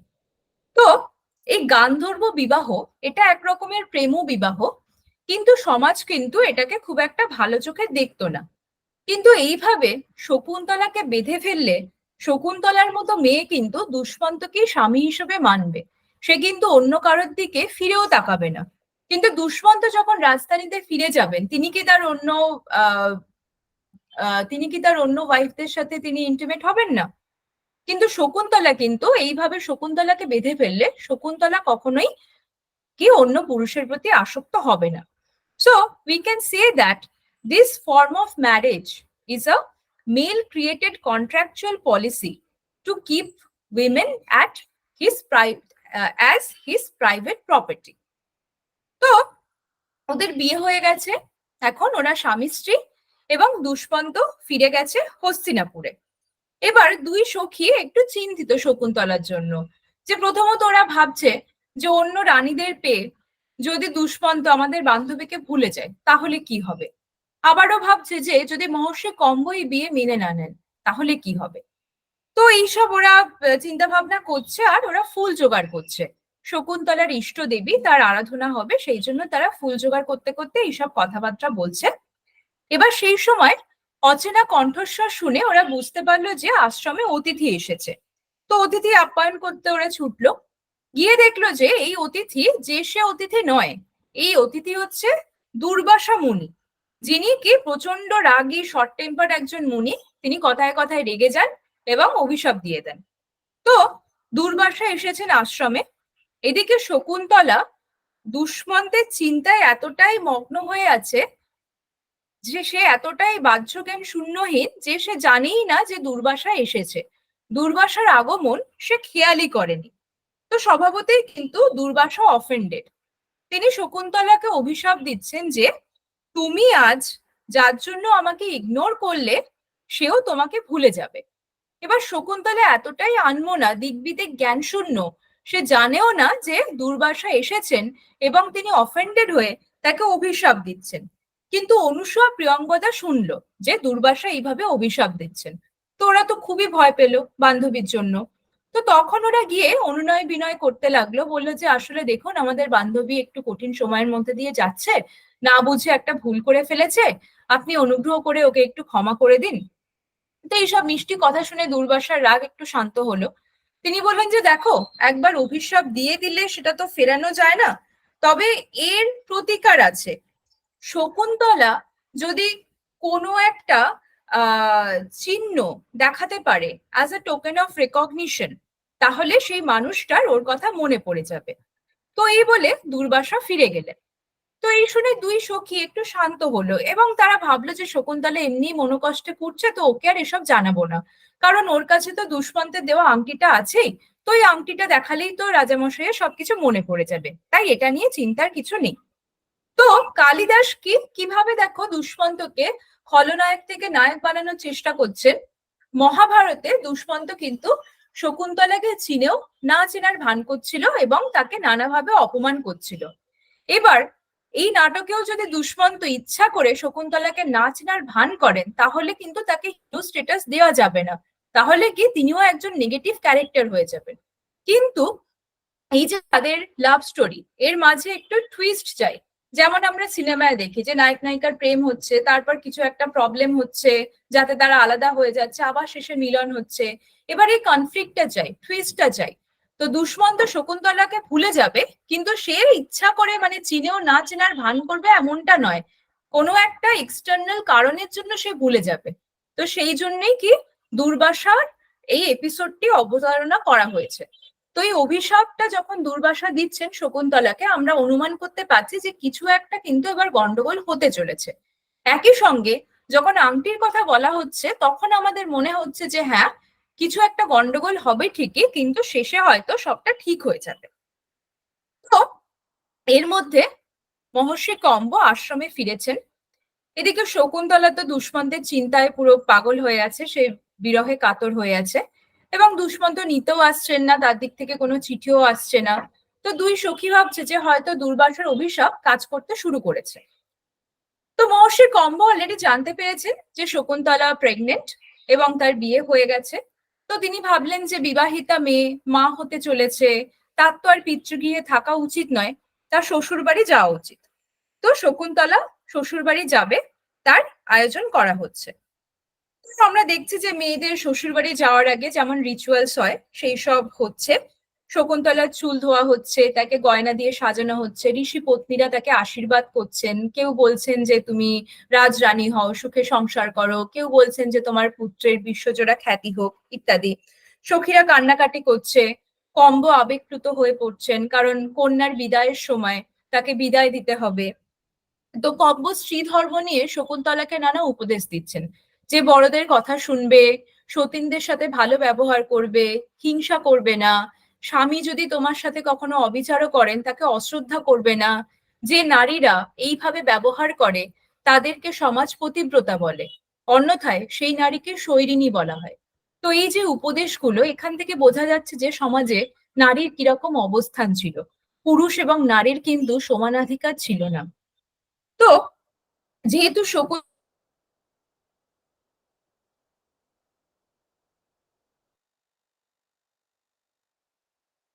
হচ্ছে শ্বশুর বাড়ি, তো আচ্ছা, তার ওয়ান পিতা। সেকেন্ড হ্যাঁ অনিন্দিতা, ওই হ্যাঁ হ্যাঁ হ্যাঁ অ্যাডভাইস গুলোর ব্যাপারে বলার পরে জায়গাটা আবার কেটে গেছিল, সো কাইন্ডলি রিপিট। হ্যাঁ হ্যাঁ হ্যাঁ। তো ঋষি কম্ব শকুন্তলা শ্বশুর বাড়ি যাচ্ছে। তো সেই সময় আর কি কম্ব শকুন্তলাকে বিভিন্ন উপদেশ দিচ্ছেন, যে স্বামী যদি তোমার প্রতি অনাচার করে তাহলেও তুমি স্বামীর কথাই শুনবে, তাহলেই সমাজ তোমাকে পতিব্রতা বলে আর কি শ্রদ্ধা করবে, ইত্যাদি। তো এটা থেকে আমরা বুঝতে পারি যে সেই সময় সমাজে নারীর কেমন অবস্থান ছিল। তো শকুন্তলা, আমরা এই একটা দেখছি যে শকুন্তলা তার প্রিয় মানুষদের এবং প্রকৃতিকে বিদায় জানিয়ে চলে যাচ্ছে শ্বশুর বাড়িতে। তো সবাই কান্নাকাটি করছে এবং প্রকৃতিও শোকাহত। হরিণরা খাচ্ছে না, ময়ূররা নাচ করছে না, কোকিলরা নীরব। তো শকুন্তলা একটা হরিণকে দেখলো যার বাচ্চা হবে আর কি, সেই হরিণটা শুয়েছিল। তো শকুন্তলা কম্বকে বললো যে এর বাচ্চা হলে কিন্তু, এর প্রসব হলে অবশ্যই আমাকে জানাবে। তো কোথাও গিয়ে আমরা শকুন্তলার সাথে হরিণটির মিল খুঁজে পাচ্ছি, দুজনেই ইনোসেন্ট, দুজনেই গর্ভবতী, দুজনেরই বাচ্চা হবে। তো শকুন্তলা চলে যাচ্ছে, এমন সময় কি আঁচলে টান পড়ছে।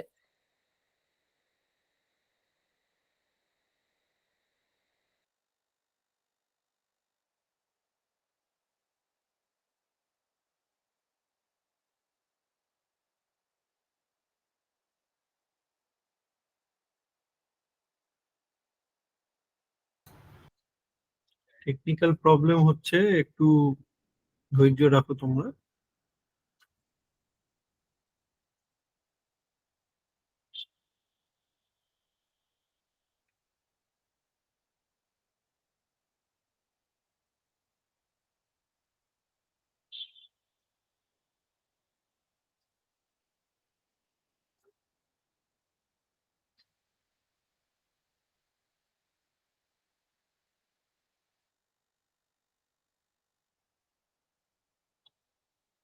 Anindita will rejoin. I think she has understood that there was some technical issue. Kindly wait.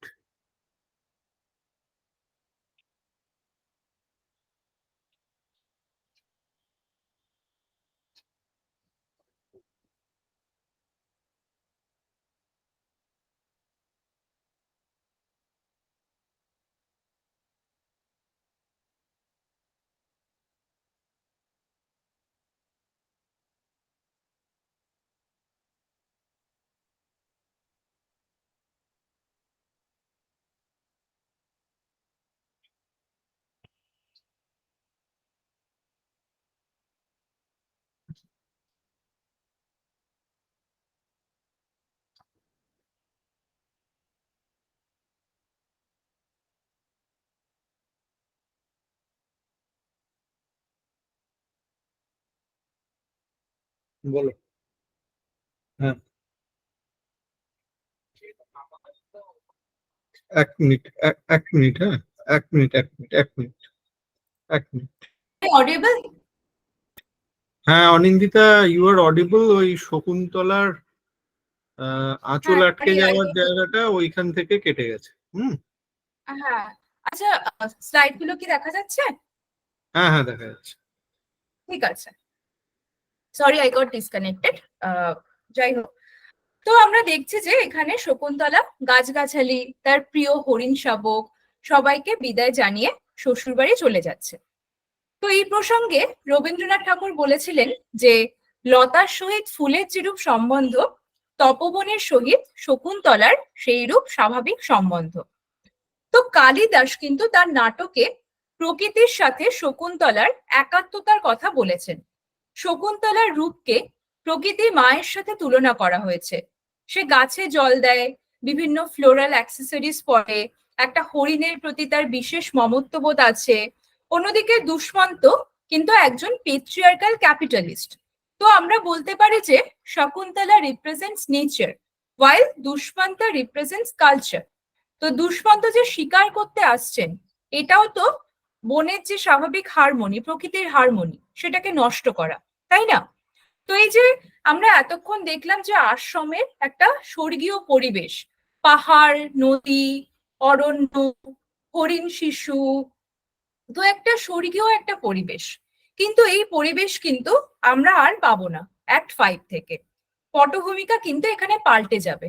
এতক্ষণ আমাদের মনে হচ্ছিল যে প্রেম খুব সহজ, দুষ্মন্ত শকুন্তলা একে অন্যের প্রেমে পড়ছেন, আকর্ষিত হচ্ছেন, তাদের বিবাহ হচ্ছে, মিলন হচ্ছে।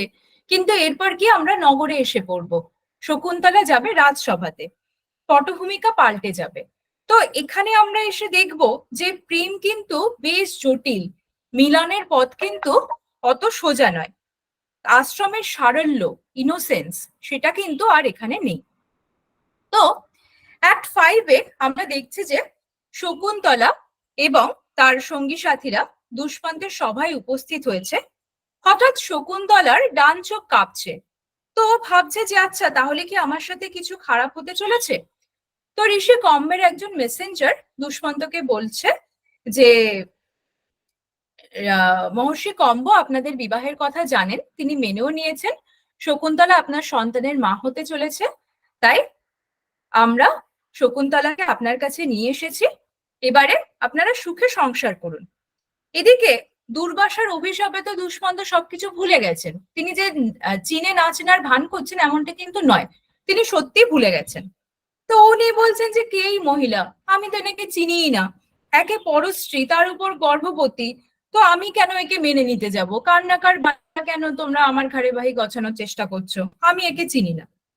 তো শকুন্তলার ঘোমটা তোলা হলো, তারপরেও কি দুষ্মন্ত তাকে চিনতে পারলেন না। তো শকুন্তলা ভাবলো যে আচ্ছা ঠিক আছে, ওর দেওয়া আংটিটা তো আছে, সেটা ওকে দেখাই, তাহলেই ওসব মনে পড়ে যাবে। এবার শকুন্তলা আঙুলের দিকে তাকিয়ে দেখলো যে আংটি নেই। তো তখন শকুন্তলা দুষ্মন্তকে পুরনো কথা মনে করানোর চেষ্টা করলো, কিন্তু তার কিছুতেই কিছু মনে পড়ছে না। তো শকুন্তলার সঙ্গী সাথীরা ফিরে যাবে, তারাও কিন্তু ওকে সঙ্গে নিয়ে যেতে রাজি না। তারা বলল যে যদি রাজামশাইয়ের কথা সত্যি হয় তাহলে তো তুমি কলঙ্কিনী, শৈরিনী, তোমার মতো মেয়েকে নিয়ে মহর্ষি কম্ব কি করবেন? আর যদি তোমার কথা সত্যি হয়, তুমি যদি সত্যি যা বলছো সেটা সত্যি হয়, তাহলে শ্বশুর বাড়িতে অপমানিত হলেও তুমি এক কোণে পড়ে থাকো। তো আমরা এখানে দেখছি যে মহাভারতে কিন্তু শকুন্তলার যখন সন্তান হয়ে গেছে, সন্তান বড় হয়েছে, তখন সন্তানকে নিয়ে শকুন্তলা রাজসভায় এসেছে সন্তানের রাজনৈতিক অধিকারের জন্য। সে কিন্তু নিজের জন্য আসেনি, সে কিন্তু স্ত্রীর মর্যাদা, সামাজিক মর্যাদা ইত্যাদির বিশেষ তোয়াক্কা করে না। কিন্তু এখানে এই নাটকে আমরা দেখছি যে শকুন্তলা গর্ভবতী এবং সে স্ত্রীর স্বীকৃতির জন্য সে কিন্তু এসেছে তার স্বামীর কাছে। দুষ্মন্ত শকুন্তলাকে মেনে নিতে একেবারেই রাজি না। এই সময় রাজপুরোহিত বলছেন যে আমি বলি কি, সন্তানের জন্ম দেওয়া পর্যন্ত ইনি আমার গৃহে থাকুন, কারণ আমার মনে হচ্ছে যে এই নারী যা বলছেন তা মিথ্যে নয়। তো যাই হোক, এইভাবে ভরা সভায় শকুন্তলাকে অপমান করা হচ্ছে এবং শকুন্তলা ভাবছে যে সে যদি পাতাল প্রবেশ করতে পারতো তাহলে এই অপমানের হাত থেকে সে মুক্তি পেত। তো এখানে আমরা শকুন্তলার সাথে কিন্তু সীতার একটা মিল খুঁজে পাচ্ছি। আমরা জানি যে সীতাও কিন্তু পাতাল প্রবেশ করেছিলেন যখন তাকে দ্বিতীয়বার অগ্নি পরীক্ষা দিতে বলা হয়েছিল। তো ঠিক এই সময় আমরা একটা তীব্র আলোর ঝলকানি দেখতে পাওয়া যাচ্ছে এবং তারপরেই সবাই দেখছে যে শকুন্তলা আর ওখানে নেই।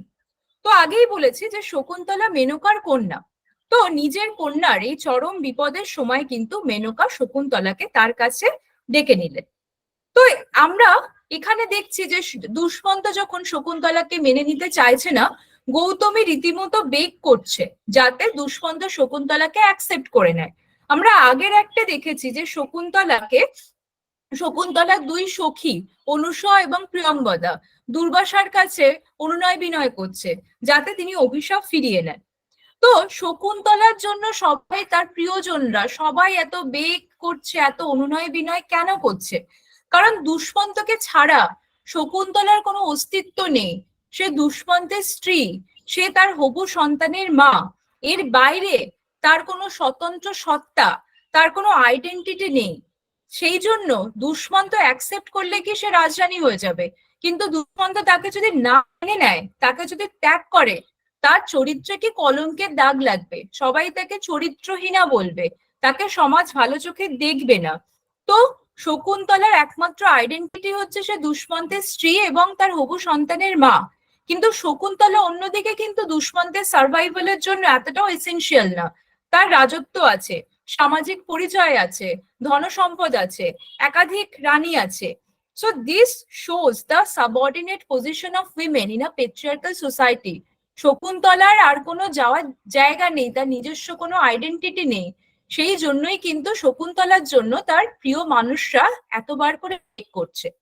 আমরা আরো একটা জিনিস এখানে দেখছি যে মেনকা কিন্তু এই বিপদের মুহূর্তে শকুন্তলাকে তার কাছে নিয়ে গেলেন যখন শকুন্তলাকে এইভাবে অপমান করা হচ্ছে।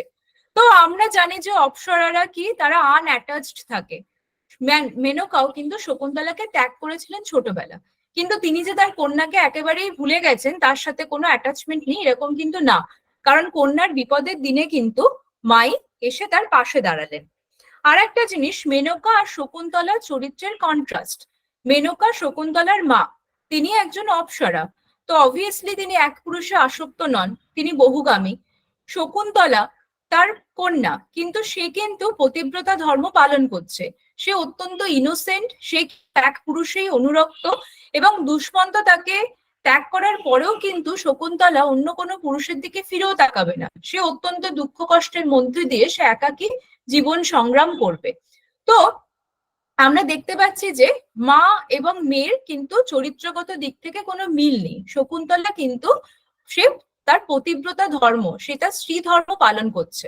এবং যখন ভরা সভায় দুষ্মন্ত শকুন্তলাকে অপমান করছে, সবাই মানে জানে যে মেয়েটা ইনোসেন্ট, দেখে বোঝা যাচ্ছে, কিন্তু তাও দুষ্মন্তের কথাকে কেউ পুরোপুরি উড়িয়ে দিতে কেন পারছে না? কারণ হচ্ছে মেনকা তার মা, তিনি ওরকম ছিলেন। কিন্তু আমরা দেখতে পাচ্ছি যে মেনকা আর শকুন্তলা কিন্তু চরিত্রগত দিক থেকে একেবারেই আলাদা। শকুন্তলা কিন্তু বহুগামী নয়, সে পতিব্রতা। তো যাই হোক, এইভাবে অ্যাক্ট 5 শেষ হচ্ছে। অ্যাক্ট 6-এ আমরা দেখছি যে রক্ষীরা একজন জেলেকে ধরে এনেছে এবং তার দোষ হচ্ছে যে সে রাজার নাম লেখা আংটি চুরি করেছে, অ্যাটলিস্ট রক্ষীরা তাই মনে করছে। তো জেলেটা ইনিয়ে বিনিয়ে বলছে যে সে চুরি করেনি। তো দেখো বর্ণাশ্রম প্রথা কতটা মারাত্মক, যে জেলে মানে শূদ্র আর কি, নিচু জাত। তো সে, তার হাতে আংটি দেখেই সবাই ভাবছে যে সে চুরি করেছে। তাকে আত্মপক্ষ সমর্থনের সুযোগ কিন্তু প্রথমে না দিয়েই সবাই ভাবছে যে সে চুরি করেছে এবং তাকে ধমকি দেওয়া হচ্ছে যে তাকে আর কি পানিশ করা হবে ইত্যাদি। তো যাই হোক, রাজার কাছে এসে জেলে জানালো যে সে আংটি চুরি করেনি। একটা মাছ কাটার সময় সে দেখে যে মাছের পেটে এই আংটি। তো অবভিয়াসলি এই আংটিটা সেই আংটি যা দুষ্মন্ত শকুন্তলাকে দিয়েছিলেন। এবং রাস্তায় নদীতে হাত ধোয়ার সময় শকুন্তলার আঙুল থেকে কি আংটিটা জলে পড়ে যায়। তো শকুন্তলা এতটাই আনমনা যে সে এটা খেয়ালও করেনি। তাহলে শকুন্তলা প্রথমত কি দিকবিদিক জ্ঞানশূন্য দুষ্মন্তর প্রেমে ঝাঁপ দিল। তারপর সে দুষ্মন্তের চিন্তায় এতটাই বিভোর যে কখন দুর্বাসা এলেন সে খেয়ালও করলো না। সে সবসময় এতটা অন্যমনস্ক থাকে, তার হাত থেকে আংটি পড়ে গেল নদীর জলে, সে খেয়ালও করলো না। তো এই অন্যমনস্কতা, এইটা পাপ নয়, কিন্তু এটাকে ভুল। তো যে আশেপাশে কি ঘটছে আমাদের কোনো খেয়াল নেই। অনেক সময় স্টুডেন্টদের আমরা দেখি যে আমরা ক্লাসে আমরা পড়া বোঝাচ্ছি, লাস্ট বেঞ্চে বসে বসে হয়তো এক মনে অন্য কিছু ভাবছে, পড়া শুনছে না। তো তার কি আউটকাম হচ্ছে যে এক্সামে হয়তো টিচার যেটা ডিসকাস করছিলেন তখন সেটাই এলো, সে লিখতে পারলো না। তো এটা পাপ নয়, কিন্তু এটা একটা ভুল, এবং এই ভুলের কিন্তু কনসিকুয়েন্স আমাদের পে করতে হয়। তো শকুন্তলা খেয়াল করেনি কখন আংটি পড়ে গেছে। তো এবার আংটি যখন দুষ্মন্ত দেখলেন তখন কিন্তু তার সবকিছু মনে পড়ে গেছে। এবার মনে পড়ার পর থেকে তিনি কিন্তু অনুশোচনায় ভুগছেন। তিনি ভাবছেন যে আহা, আমার বউ গর্ভবতী অবস্থায় আমার কাছে এলো আর আমি ওর সাথে এরকম ব্যবহার করলাম। আমার তো আর কোনো পুত্র সন্তানও নেই। যদি আমি পুত্রহীন অবস্থায় মারা যাই তাহলে আমার এই বিপুল ধনসম্পত্তি এ তো অন্য কারোর হাতে চলে যাবে, সিংহাসন ফাঁকা থাকবে। দুষ্মন্তের অনুশোচনার শেষ নেই। শকুন্তলার জন্য কি তিনি মনোকষ্টে পুড়ে যাচ্ছেন। তো এই সময় ইন্দ্রর সারথি এসে ওনাকে বলছে যে এরকম স্বর্গে দেবাসুর যুদ্ধ বেঁধেছে এবং ইন্দ্র আপনার সহায়তা চান। তো দুষ্মন্ত স্বর্গে যাচ্ছে অসুরদের বিরুদ্ধে লড়াই করতে। তো প্রথমত দুষ্মন্ত শকুন্তলাকে ভুলে গেছিলেন একটা অভিশাপের কারণে। যখনই তার শকুন্তলার কথা মনে পড়েছে তখন থেকে তিনি অনুশোচনায় পুড়ে যাচ্ছেন। তো সেই জন্য আমাদের মনে হচ্ছে যে এই দুষ্মন্ত কিন্তু ঠিক খলনায়ক নন, তারও কিন্তু শকুন্তলার প্রতি ভালোবাসা আছে। এবং একদম লাস্টে দেখবো যে ওদের মধ্যে মিল হয়ে যাচ্ছে, এবং সেই মিলটা যে কোনো ওই দৈববাণী বা দেবতারা শাপ দেবে এরকম কোনো এক্সটার্নাল যে প্রেশার আছে সেই জন্য মিলন হচ্ছে সেটা কিন্তু নয়। প্রিয়তমার কথা যখন থেকে মনে পড়েছে দুষ্মন্ত কি অনুশোচনায় পুড়ছে, এবং এইভাবেই কি এই নাটকে তিনি খলনায়ক থেকে নায়ক হয়ে উঠেছেন। তো একদম এটা লাস্ট অ্যাক্ট। তো এখানে আমরা দেখছি যে দুষ্মন্ত অসুরদের যুদ্ধে পরাজিত করেছেন এবং ইন্দ্র তাকে অনেক প্রশংসা ইত্যাদি করেছেন। তো এবার ঘরে ফেরার পালা। তো পথে হেমকূট পর্বত পড়ে, যার কাছেই হচ্ছে ঋষি মারিচের আশ্রম। তো দুষ্মন্ত ভাবলেন যে একবার আশ্রমে গিয়ে ঋষিকে প্রণাম করে যায়। তো সেই আশ্রমে এক বিস্ময় বালকের সাথে দেখা হলো দুষ্মন্তর। তিনি দেখলেন যে একটা বাচ্চা ছেলে সিংহের সাথে খেলা করছে, সিংহের দাঁত গোনার চেষ্টা করছে। তো বাচ্চাটিকে দেখে কি দুষ্মন্ত একটা অদ্ভুত টান অনুভব করলেন, এবং এই সময় তিনি আশ্রমিকদের কাছ থেকে জানতে পারলেন যে ছেলেটির মায়ের নাম শকুন্তলা এবং ছেলেটি পুরু বংশের সন্তান। তো উনি বুঝলেন যে এ ছেলে আমার নিজেরই ছেলে। তো নাটক প্রায় শেষের পথে। তো শকুন্তলার সাথে শেষমেশ দুষ্মন্ত দেখা হলো। এই শকুন্তলা কিন্তু আর আগের মতো চপলমতি না, সে অনেক শান্ত, ধীর স্থির, অভিজ্ঞতার সময় তাকে কিন্তু অনেক পাল্টে দিয়েছে। তো দুষ্মন্ত ক্ষমা প্রার্থনা করলেন এবং শকুন্তলাও গলে গেলেন, তাদের মধ্যে মিলন হয়ে গেল এবং তারা গেলেন কি ঋষি মারিচের আশীর্বাদ নিতে। এবং মারিচ তাদের জানালেন যে দুর্বাসার অভিশাপের কারণে এত কিছু হয়েছে। তো যাই হোক, বউ ছেলেকে নিয়ে দুষ্মন্ত রাজ্যে ফিরে এলেন। ছেলেটির নাম ভরত, যে পরবর্তীকালে একজন মহৎ রাজা হয়। তো কালিদাস এরপর শিব বন্দনার মাধ্যমে কি নাটক শেষ করলেন। তো এই প্রসঙ্গে উল্লেখযোগ্য, দুষ্মন্তের সাথে বিচ্ছেদের পরে শকুন্তলা কিন্তু কম্বের আশ্রমে ফিরে যাননি, গিয়েছেন মারিচের আশ্রমে। আগের আশ্রমে তার প্রিয় গাছগাছালি, হরিণ শাবক ছিল, তার পিতা ছিল, সখীরা ছিল, তার প্রিয়জনরা ছিল, কিন্তু এই আশ্রমে কিন্তু তার কেউ নেই। তার জীবন জুড়ে শুধুই শূন্যতা, স্তব্ধতা, নীরবতা। তো নাটকের একদম প্রারম্ভে আমরা দেখি যে আশ্রমের আশ্রমের ব্যাকড্রপের মধ্যে একটা ইনোসেন্স আছে, তরুলতা, কিশোরীর ইনোসেন্স, একটা স্বর্গের মতো পরিবেশ। কিন্তু সেই স্বর্গের মধ্যে যখন পাপ এসে প্রবেশ করলো, পাপ, এখানে পাপ ঠিক না, ভুলটা হচ্ছে যে আনরেস্ট্রেন্ট ডিজায়ার, প্রেমে পাগলিনী হয়ে গেল, আগে পিছে কি হবে বিচার না করে প্রেমে ঝাঁপ দিল, পিতাকে না জানিয়ে বিয়ে করলো, প্রেমিক চলে যাচ্ছে, তখন তার ভাবনায় এতটাই বিভোর হয়ে গেল যে আশেপাশে কি ঘটছে সব ভুলে গেল। তো এর ফলে কি হলো, সবকিছু তছনছ হয়ে গেল, ভরা সবার মাঝে অপমানিত হতে হলো এবং তারপরে দীর্ঘদিন কিন্তু দুঃখ ভোগ করতে হলো, অবশেষে হ্যাপি এন্ডিং। তো এই আংটিটির কথা যখনই বলা হচ্ছে, আমরা বুঝতে পারছি যে আংটিটির একটা রিটেনটিভ পাওয়ার আছে এবং আমরা অনুমান করতে পারছি যে নাটকের শেষে হ্যাপি এন্ডিং হবে, নায়ক নায়িকার পুনর্মিলন হবে। তো যাই হোক, প্রথমে সারল্য, তারপরে অতিরিক্ত কামনা বাসনা এবং অন্য মনস্কতার কারণে দুঃখ ভোগ, এবং শেষে সবকিছু ঠিক হয়ে যাওয়া।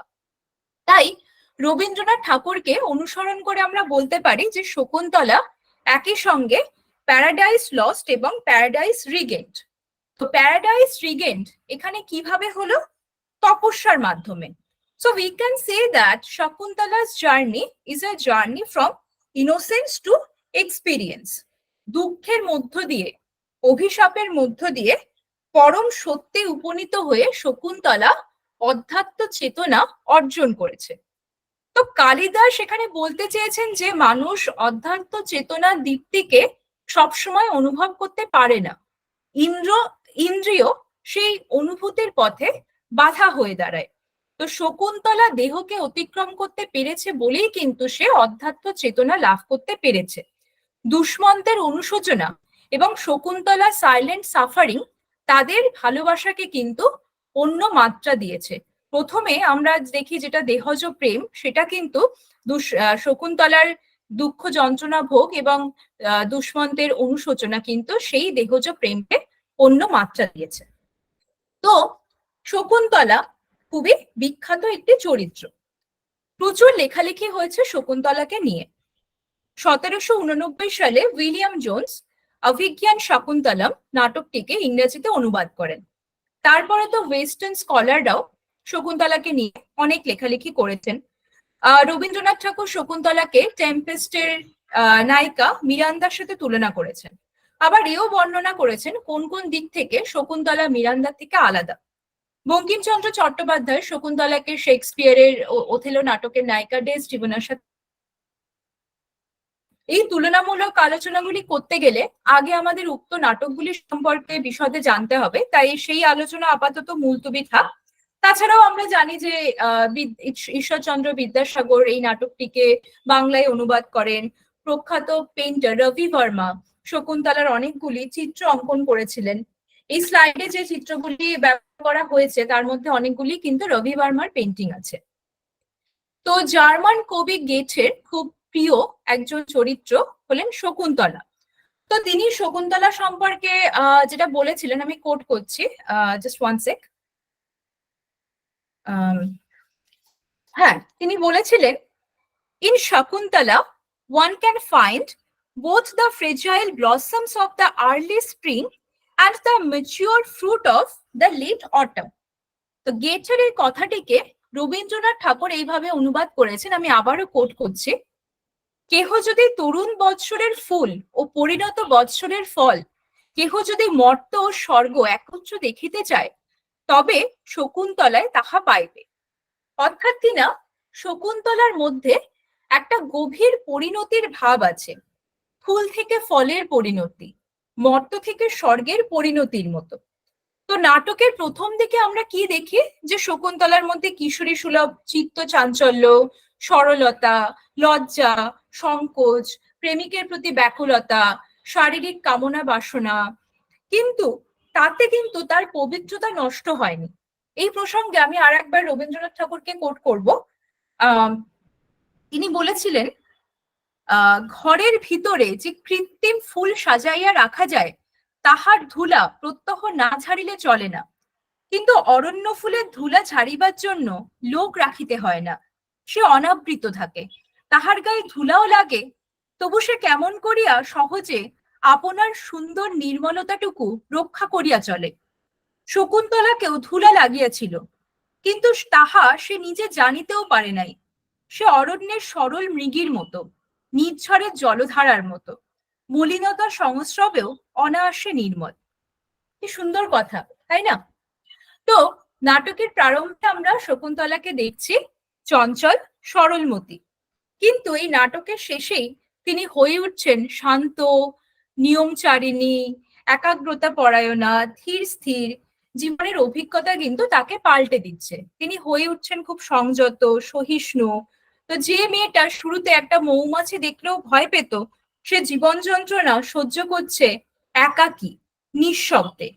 তো রবীন্দ্রনাথ ঠাকুর বলেছেন যে কালিদাস তার নায়িকাকে নদী ও সমুদ্রের মোহনার মাঝে স্থাপন করে গেছেন। ব্রতভঙ্গে তার জন্ম, তপবনে তার পালন, যেখানে ধর্মের কঠোর নিয়ম বিরাজমান। গান্ধর্ব বিবাহ, সেই ব্যাপারটাও কিন্তু তেমনই, সেখানে যৌবনের উদ্দামতাও আছে, আবার বিয়ের সামাজিক বন্ধনও আছে। তো এই বন্ধন এবং অবন্ধনের সঙ্গম স্থলেই কিন্তু শকুন্তলা বিরাজমান। শেষে আর একটা ছোট্ট কথা বলবো, যেহেতু বিশদে খুব একটা বিশদ আলোচনায় যাব না, যেহেতু সময় শেষ হয়ে আসছে আমাদের। তো ওয়েস্টার্ন ড্রামা পড়তে গেলে আমরা যেমন অ্যারিস্টটলের কমেডি, ট্র্যাজেডি ইত্যাদি সম্পর্কে আর কি জানা আবশ্যক, তেমনি ইন্ডিয়ান ড্রামা পড়তে গেলে কিন্তু রসতত্ত্ব সম্পর্কে একটু ধারণা থাকা প্রয়োজন। তো ভরতমুনি তার প্রাচীন গ্রন্থ নাট্যশাস্ত্রে এই তত্ত্বের ব্যাখ্যা দিয়েছেন। এই তত্ত্ব অনুযায়ী রস হলো সেই আবেগ যা শিল্প আর দর্শকদের মধ্যে উদ্রেক করতে চায়। তো সাধারণত 8টি রসের কথা বলা হয়েছে। প্রথমত শৃঙ্গার রস, যা প্রেম এবং সৌন্দর্যের প্রতিনিধিত্ব করে। হাস্যরস, যা হাসি ও আনন্দকে প্রকাশ করে।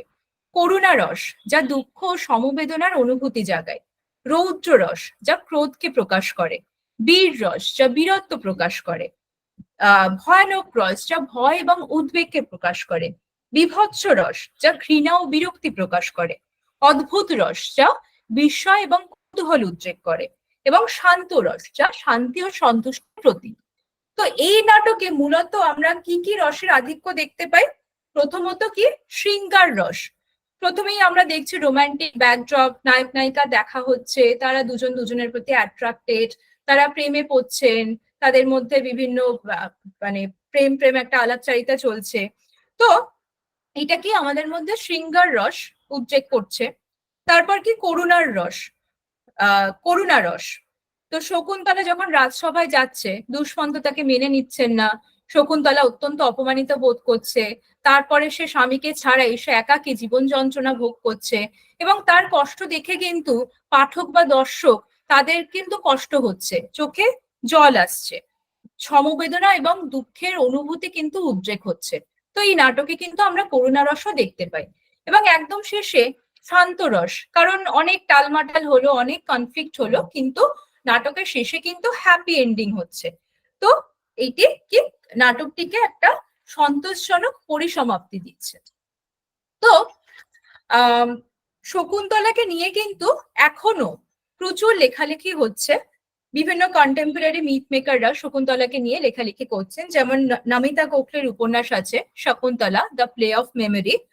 তারপরে কবিতা কানের উপন্যাস মেনকাস চয়েস, সেখানেও শকুন্তলা খুব গুরুত্বপূর্ণ একটা চরিত্র।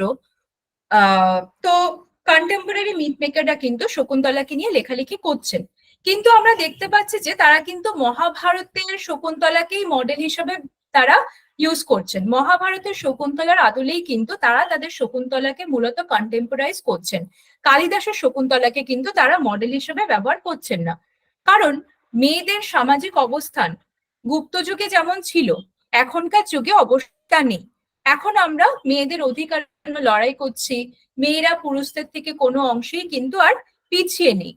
তো সমতা এসেছে অনেক ক্ষেত্রেই, মেয়েরা এখন লেখাপড়া করছে, চাকরি করছে।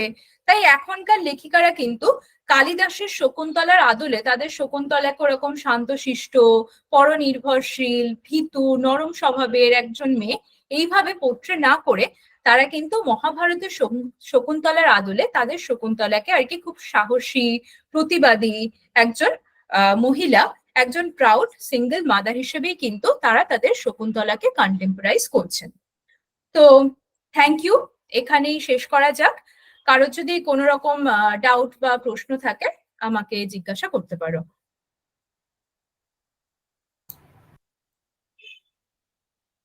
ওকে, থ্যাংক ইউ অনিন্দিতা। এবার আমি স্টুডেন্টদের বলবো যে তোমাদের প্রশ্ন যদি কিছু থাকে সেটা তোমরা করতে পারো। After that I will be delivering the concluding remarks.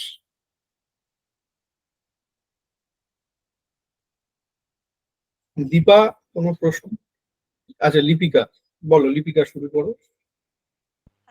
Ma'am, এখানে কিং দুষ্যন্তের মেমোরি লসের ক্ষেত্রে সেজ দুর্বাসার কার্স দেখানো হয়েছে, তাহলে এখানে আর এক্সট্রা অন্য কোনো কারণ ছিল না দুষ্যন্তর মেমোরি লসের ক্ষেত্রে? দেখো, কালিদাস এখানে ইঙ্গিত দিয়েছেন যে একজন মানুষ তার প্রেমিকাকে ভুলে গেছেন, তো সেটা আবার আংটি দিয়ে মনে করাতে হচ্ছে, তো এ আবার কেমন প্রেম। এবং এখানে দুষ্মন্তকে যে মহাভারতে ওনাকে যেভাবে খল চরিত্র হিসেবে দেখানো হয়েছে, এখানে কিন্তু ওনাকে আর কি হিরো স্ট্যাটাস দেওয়া হয়েছে, তো সেই জন্য তাকে কি পজিটিভ ক্যারেক্টার হিসেবে দেখাতে হবে। সেই জন্যই কিন্তু এই দুর্বাসার কার্স, এই অভিশাপ, এই ব্যাপারটার কিন্তু অবতারণা করা হয়েছে। তো তিনি শকুন্তলাকে ভুলে গেছেন, এটা কিন্তু তার নিজের দোষে কিন্তু তিনি মানে শকুন্তলাকে চিনতে অস্বীকার করছেন এরকমটা না, তিনি একটা অভিশাপের কারণে ভুলে গেছেন। এবং একই সঙ্গে ইঙ্গিত দেওয়া হচ্ছে যে দুজন দুজনকে ভালোবাসে, কিন্তু ঘোমটা খুলে বা আংটি দেখিয়ে সেটা মনে করাতে হচ্ছে। তো এই প্রেম কি মানে সত্যি এটা প্রেম? তো এরকমও কিন্তু ইঙ্গিত দেওয়া আছে।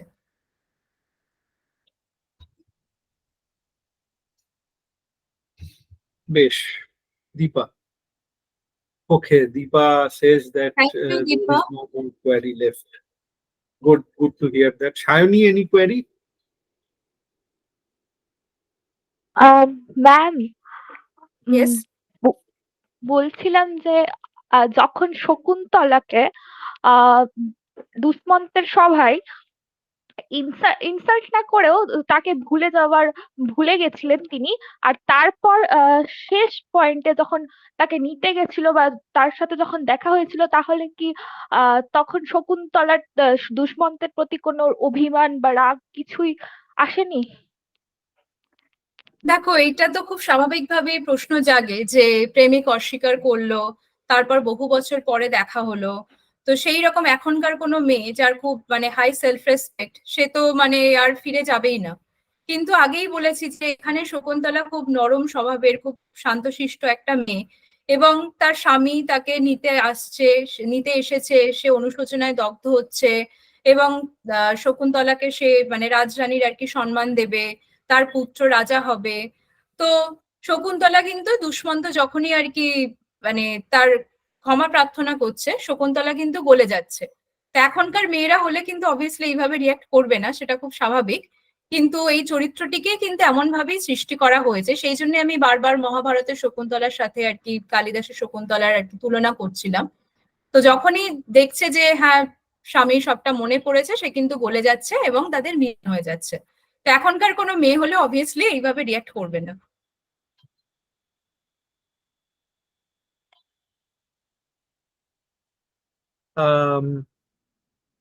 Any question by anyone else? Bonusri, Monisha, Taiba.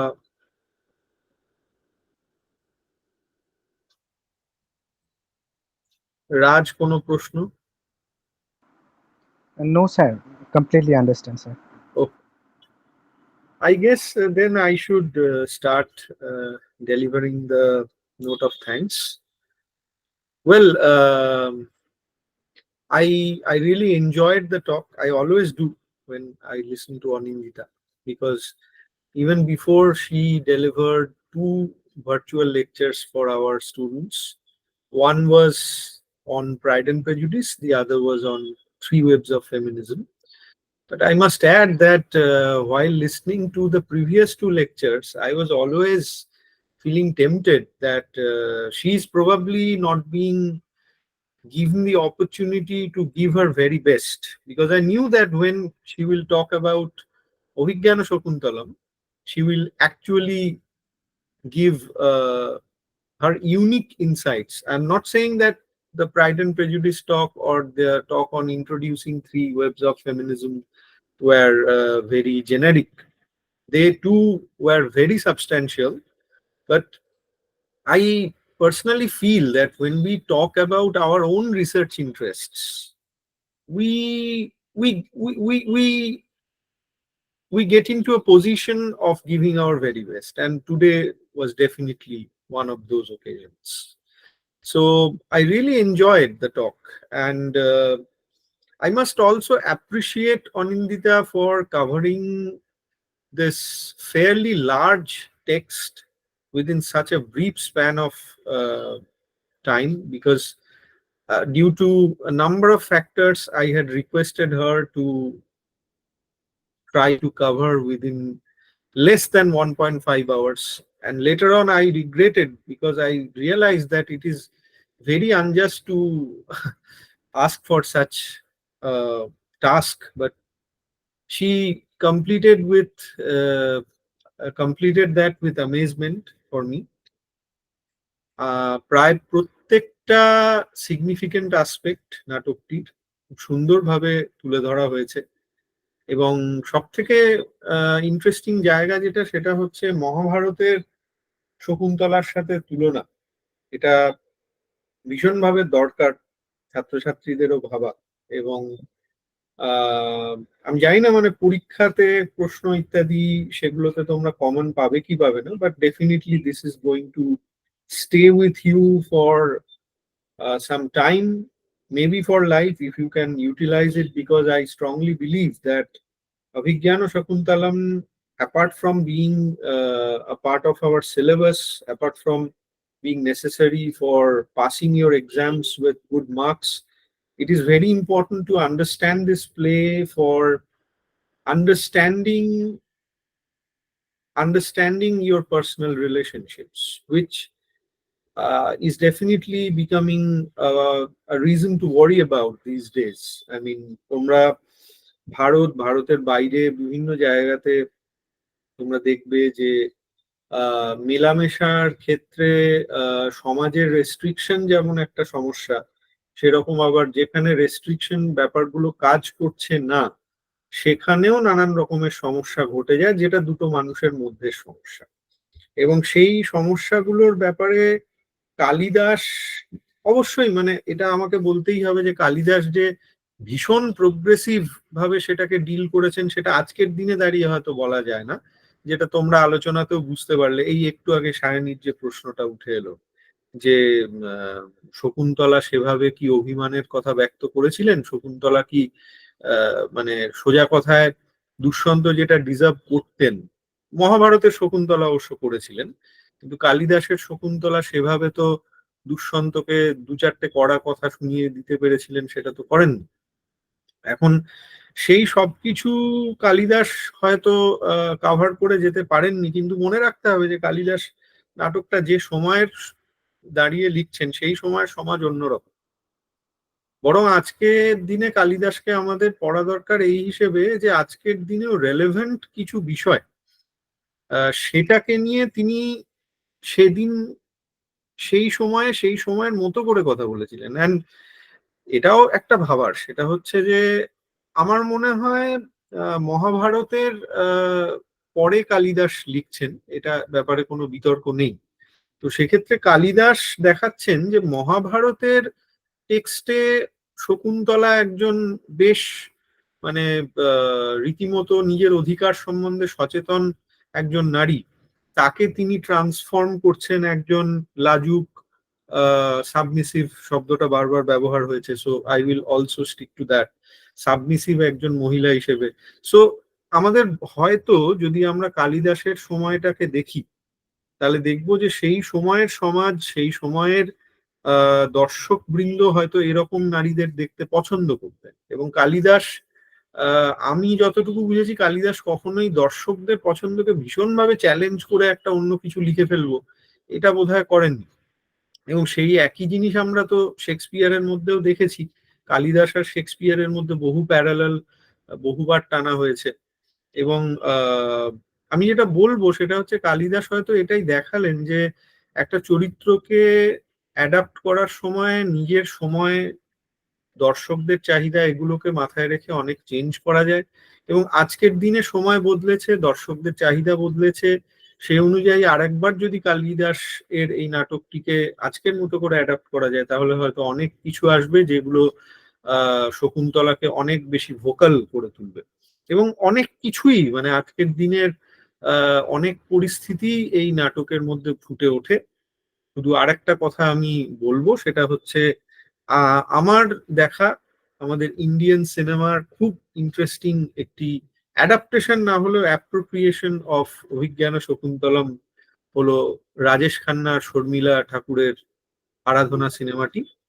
সেখানে খুব সুন্দরভাবে ম্যানেজ করা হয়েছিল ব্যাপারটা, মানে আমাদের এই দুষ্যন্ত, মানে তোমরা আশা করি এই নাটকের আলোচনাতে এটা ভালো করেই বুঝলে যে কালিদাসকে কি সুন্দরভাবে ব্যাপারটাকে সাজাতে হয়েছে যাতে দুষ্যন্ত কোনোভাবেই ভিলেন না হয়ে ওঠেন। যেটা অ্যাকচুয়ালি দুষ্যন্ত যে কাজটা করেছিলেন সেটা ভিলেনের মতোই, কিন্তু সেটাকে অনেক সুন্দর করে কাটছাঁট করে দুর্বাসাকে ব্যবহার করে হ্যাঁ সুন্দরভাবে সাজিয়ে দেওয়া হলো যে না, দুষ্যন্ত আসলে অতটা খারাপ না। তো তোমরা যদি আরাধনা সিনেমাটা দেখো তাহলে সেখানে দেখবে যে পরিচালক আরো বুদ্ধি প্রয়োগ করেছেন। সেটা হচ্ছে যে সেখানে দুষ্যন্ত হিসেবে যে ব্যক্তিটি সে মারাই যায়, সে মারা যায় এবং মারা যাওয়ার ফলে তাহলে আর তার কোনো দোষ টোষ থাকছে না যে সে কেন তার স্ত্রীকে লিগালি স্ত্রীর মর্যাদা দিতে পারছে না ইত্যাদি ইত্যাদি। সো অনেক কিছু ভাবার আছে নাটকটা সম্বন্ধে। এবং অনিন্দিতার আলোচনাতে এই জায়গাটাও খুব সুন্দরভাবে ফুটে উঠেছে যে পরিবেশের সাথে শকুন্তলার প্যারালাল ড্র করা। এবং এটাকে তোমরা ভবিষ্যতে আরো অনেক যখন ভাবনা চিন্তা করবে তখন জানবে যে এখন ইকোক্রিটিক্যাল অ্যাপ্রোচ টু লিটারেচারের যে ব্যাপারটা আসছে সেইটাও অভিজ্ঞান শকুন্তলমকে নিয়ে অনেক কিছুই বলছে। So it was a wonderful discussion. I really enjoyed every moment of it. And I congratulate Anindita for being such an in-depth scholar on texts like these. And maybe she should consider, I know she is very busy, but she should consider developing a volume, a critical volume on Abhigyana Shakuntalam in future. So thank you, Anindita. Thank you again. Thank you so much, Dada. Thank you, students. বেশ, এবার আমি রেকর্ডিংটা stop করে দিচ্ছি। And